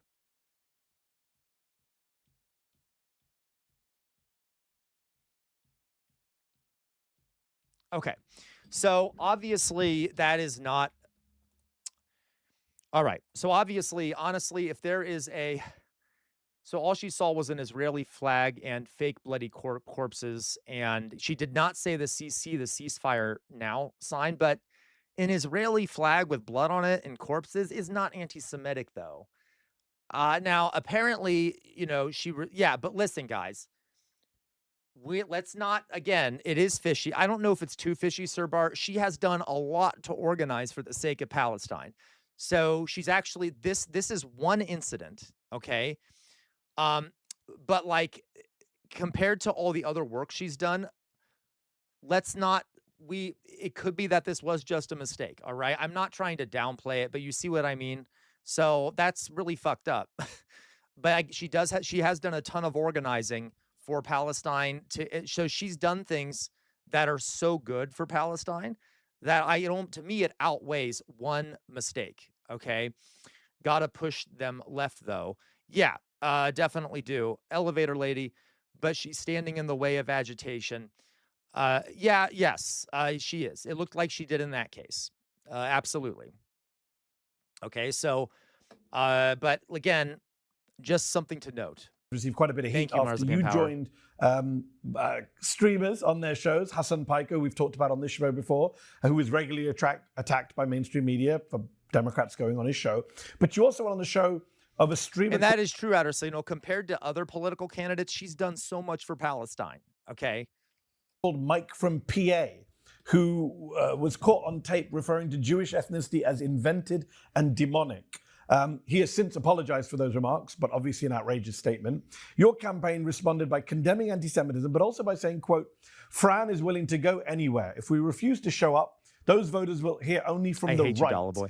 I'm just wondering, though, as a democratic socialist who's trying to build a coalition and speak to anyone, anywhere, should there be limits on where Democrats are and are not willing to go when it comes to media appearances? So, literally, real life Cat DJ, if you say she did a lot of organization in the past, I could say the same thing about anything negative she did. Because then I could say, well, she also called the police in the past. My point is like, what she did in her past does matter, whether it be good or bad, right? Or can Democrats not afford to say no to any platform? I think making the assessment in who you are getting your message to, as opposed to how you may be uplifting another platform, the host, the streamer. These are two different assessments. And if every elected official were to be responsible for endorsing or having to answer to what every other host or streamer of a platform that you are going on has said. Hello, Galactic Federation, no flight. Galactic Federation, no flight, 5054. You say we're all doomed, too divided. So if I may ask you, Galactic Federation, what do you think is the basis of that division? Okay. What if there was a way to come back together? How would we come back together? I think it would get more and more difficult for folks to even hear other ideas, different visions, contradicting opinions. And so how people decide where and who to share their message to, I think that assessment also depends on the individual. There are going to be places where I feel as though I would not be safe. And what are the precautions or the different guardrails that I'm putting up for myself and my staff, my community by going on a stream? That's fair. I think for both Galactic Federation, that's fair. You say we can't really. So what would you, I'm literally asking you, what would you propose? So there's no hope then. So what do you propose? There's no hope for people to get back together. What would you propose would be the solution then to this? As in, which side of the divide do you think should win out? I'm just curious. For PA and with Hassan, they have many, many viewers and listeners who are engaged in political issues. And it's important that, one, we get our message out on what we are trying to build here in Wisconsin, which is permanent affordability and working class people power. But also looking at, are we platforming someone on our platform by going on and sharing this message? And so I think it's an assessment of both the individual who, it's an assessment of how I feel and where I feel safe. It's an assessment of who the message is getting to. and People whether or might not the wonder. platform is growing or not. Appreciate that. People might wonder, would you have gone on that show, the Mike from PA show, had you known about his comments about? Well, in that case, Galactic Federation, welcome to the community, comrade, because we're a bunch of lefties in here, and we totally agree. We need the left to win. Welcome, Galactic Federation. We should actually make a society that's kind of like the Galactic Federation, minus the imperialism and the colonization and the conquest. But that would be lovely, wouldn't it? Jewish people. Like, would you go again? I was not aware of the comments, Yes. and I do know that Mike has apologized for those comments. We need additional context, and I think that depending on where we are in the campaign, purely logistics-wise, but I'm always open to a conversation with Mike because he brings in perspectives and insights, and I know that he has regrets about those comments as well. Okay. We're running out of time. Right, Just before we Gerber. finish, let's say you win in the primary, you win the I'm sorry. general. What is she saying? So has she been on Hassan's show and Mike from PA show? You are Governor Hong, day one, Wisconsin. What is your number one progressive policy goal on day one as governor of Wisconsin? A special session to pass common sense gun safety regulation. Oh my God, So please. background checks, red flag laws, and safe storage. Neither Oh my God, I love her. Please, I'm gonna become straight for her. Oh my goodness. are all bills that are ready to go, but the Republicans have never even given a public hearing. This is bipartisan legislation, common sense gun safety regulations. Wow. She's gonna take our guns. That's what the Republicans are gonna say. That's what yeah, I agree, Louise. That's what the Republicans are gonna say, even though she literally said just common sense gun regulations. Okay. Does that, I don't know, LaQuavois, but I like that. But I honestly, I don't know if that should be the first thing she does. Okay. Okay. All right, what's this? Okay, we'll take a look at this. I just got out of that. I shouldn't have done. Oh, there we go. Okay. We'll take a look at that in a second. Thank you for the policy page. All right, we'll see. And last question. Are you kidding me? I don't want to be a bisexual. Ew. Just kidding. Just kidding, my bisexual friends, okay? I have to ask you this. On top of being the first Democratic Socialist governor in the US, you would also be the first female and first Asian American governor of Wisconsin. I'm just kidding. I'm sorry. How much would achieving? You all were joking. You're like, you didn't say bye. You didn't say bye. You didn't say bye. I'm like, okay, fine. I'll just be like, I hate. Okay, anyway. That milestone mean to you? Sorry, Marzipan Power. I'm sorry, Marzipan Power. Why'd you use my full name? That was scary. Being the first means very little if you are the last. 1 second. Oh my God, I love that answer. How much would achieving that milestone mean to you? Being the first. Being the first means very little if you are the last. It puts even more responsibility on building a movement, a broad multiracial coalition to ensure that we have a Wisconsin where everyone feels as though it's a Wisconsin that belongs to them. It would be an honor and a responsibility. Francesca Hong, thank you so much for your time. I like her a lot, guys. Thank you. I like her a lot. Drusilla, I don't do bi bashing anymore, but once in a while it's fun, okay? It's fun. Okay, thank you, Marzipan Power. All right, I'm just kidding, guys. Bis are human beings, and I love them very much, okay? We love the bis in here. We love the pans. We love the bis. We love the gays. We love the trans people. We love the NBs. We love, I don't know. We love the, I don't know, pokey sexual, I guess. Okay. Let's take a look at some of her policy, boy.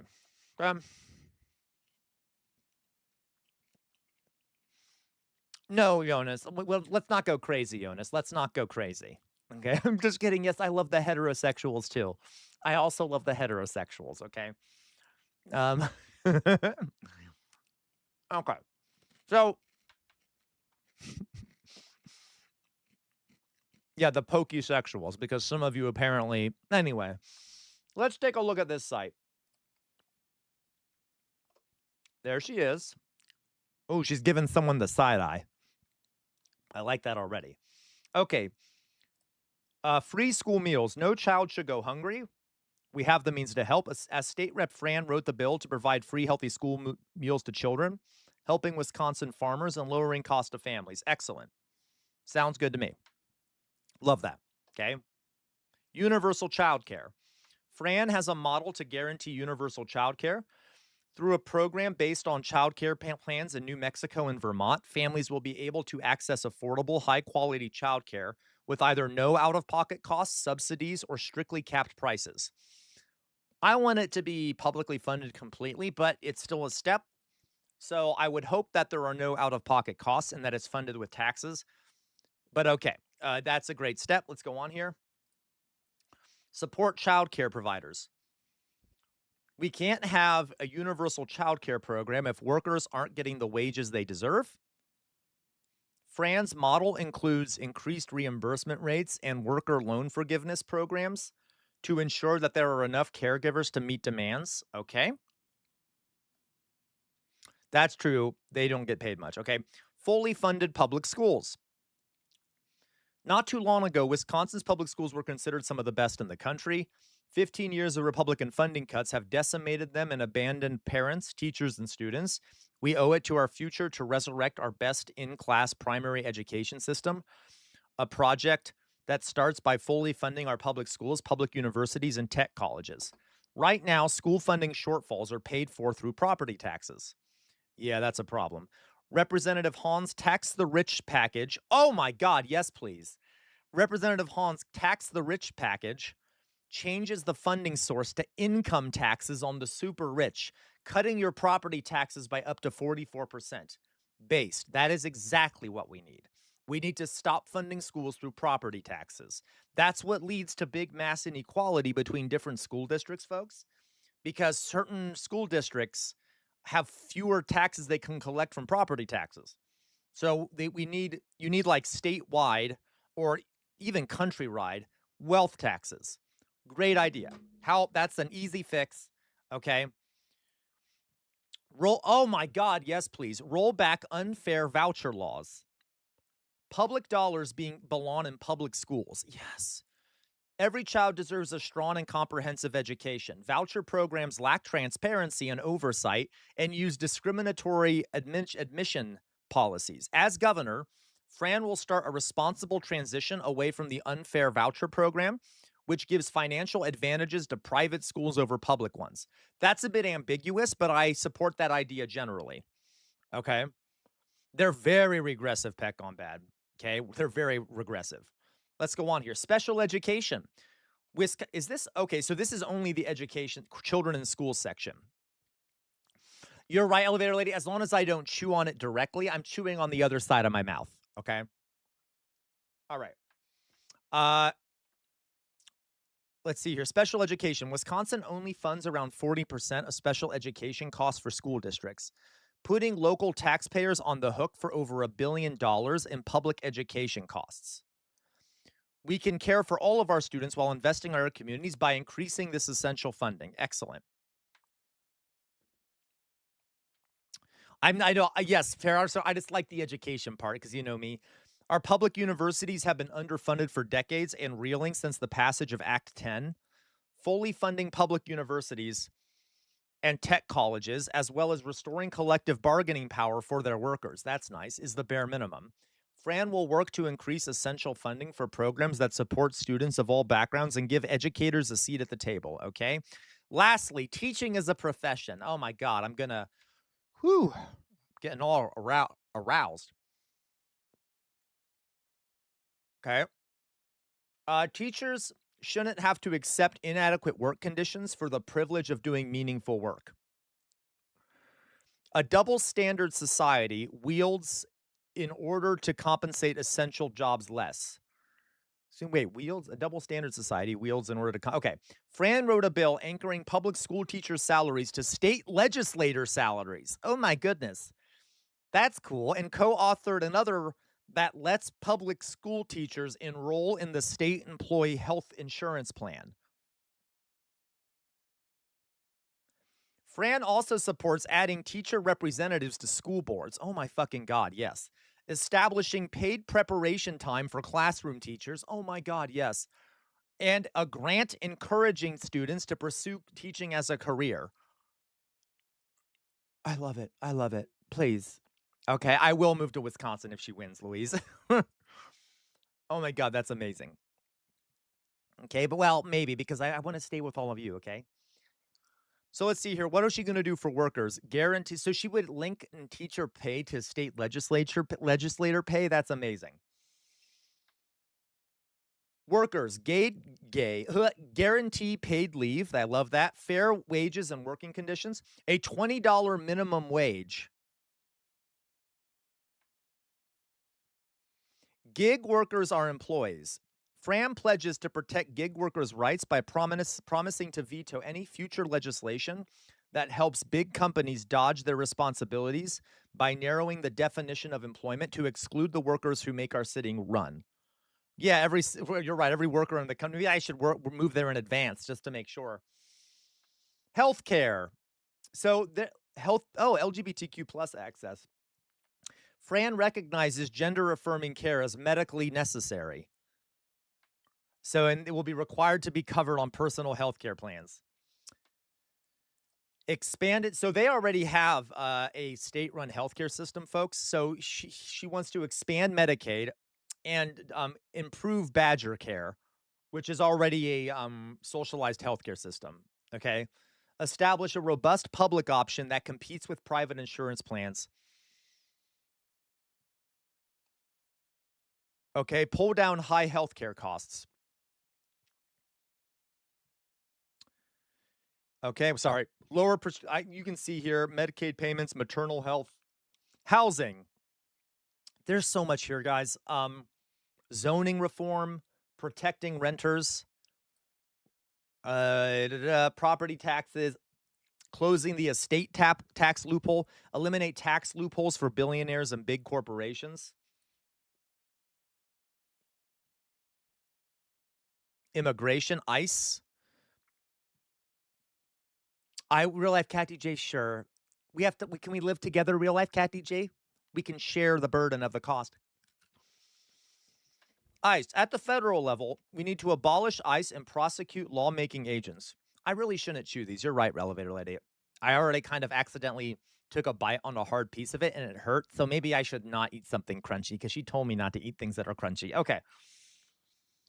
Okay, Chicken Wolf, you say we are all at least a little bi. That's for sure.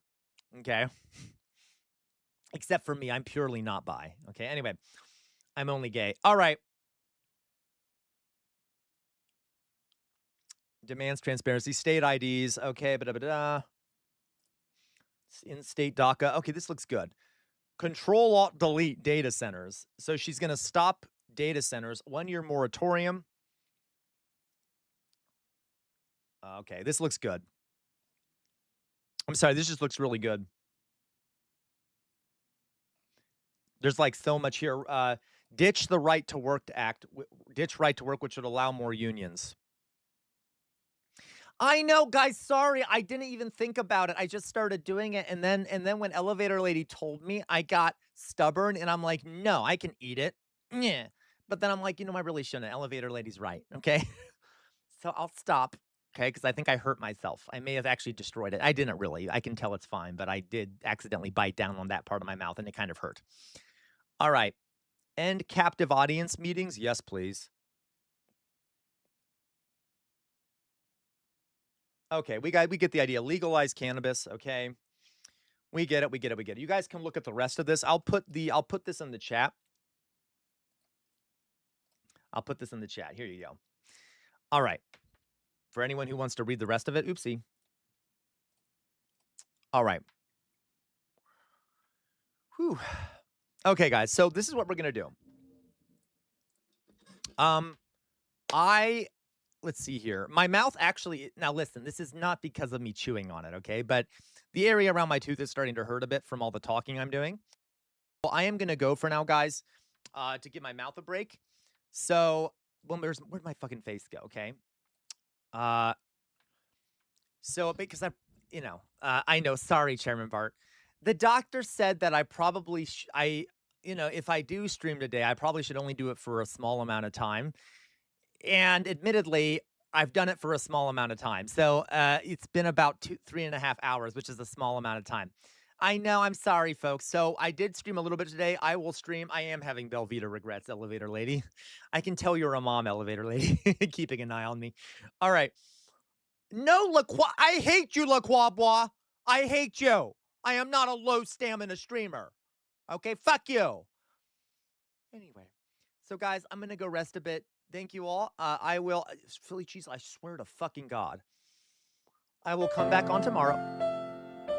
My fucking God, Dolly boy. Okay, fucking Jesus Christ. Okay. Oh, so fucking annoying. How dare you? That's depressing. It makes me sad. Okay, I will tater tot. I'll listen to my doctor. Okay, I'll listen to my doctor. So guys, I will stream again tomorrow. I'll stream again tomorrow. Thank you all for watching. I will send you guys somewhere here. I will send you all somewhere. Let me see who I can send you to. Maybe I should send you to KF Logan again.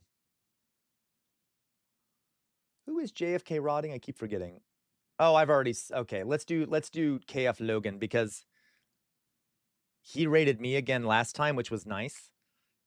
And he's a bigger streamer, so for like selfish reasons, if we raid him, it might be better for me. Okay, for the community, I should say. See, all right. So you all know what I'm about to say, don't you? What am I about to say? I'm about to say, free Palestine, free free Sudan, free the Ukraine, free the Congo, free Iran, free Venezuela, free fucking everywhere. There's too many fucking places to list. Okay, free everywhere. Never stop resisting. The easiest way to resist is to think for yourselves. The easiest way to resist is to think for yourselves. And that includes when you watch me. I'm not perfect. I make mistakes. See what other people are saying. Don't get caught in an information silo because the easiest way to resist is to think for yourselves. We're living in a fascist moment in this country. Fascism thrives in an environment where people have lost faith in their institutions because the economy isn't working for everyone. We need major reforms or revolutionary change in this country. And you cannot stand in the center against fascism. If you do, the fascists will walk all over you. Don't let the fucking fascists walk all over you, okay? Fight back. We need to go to the left, by the way. The right can't do that. We have to go to the right. On the wall behind me is a sword. The name of that sword is Chainbreaker. It's been passed down in my family for many years. It's been passed down since the Civil War. It is thought to have been responsible for the death of 7 slave owners. Its name is Chainbreaker.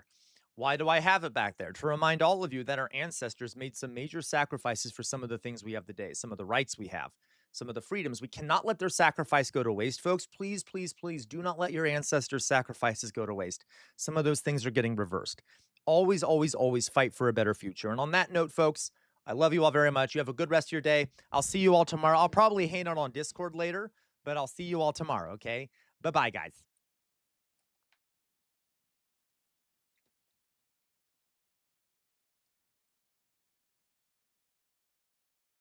And if there And we're is an super attack interested in the on death of school children. It's why not only do we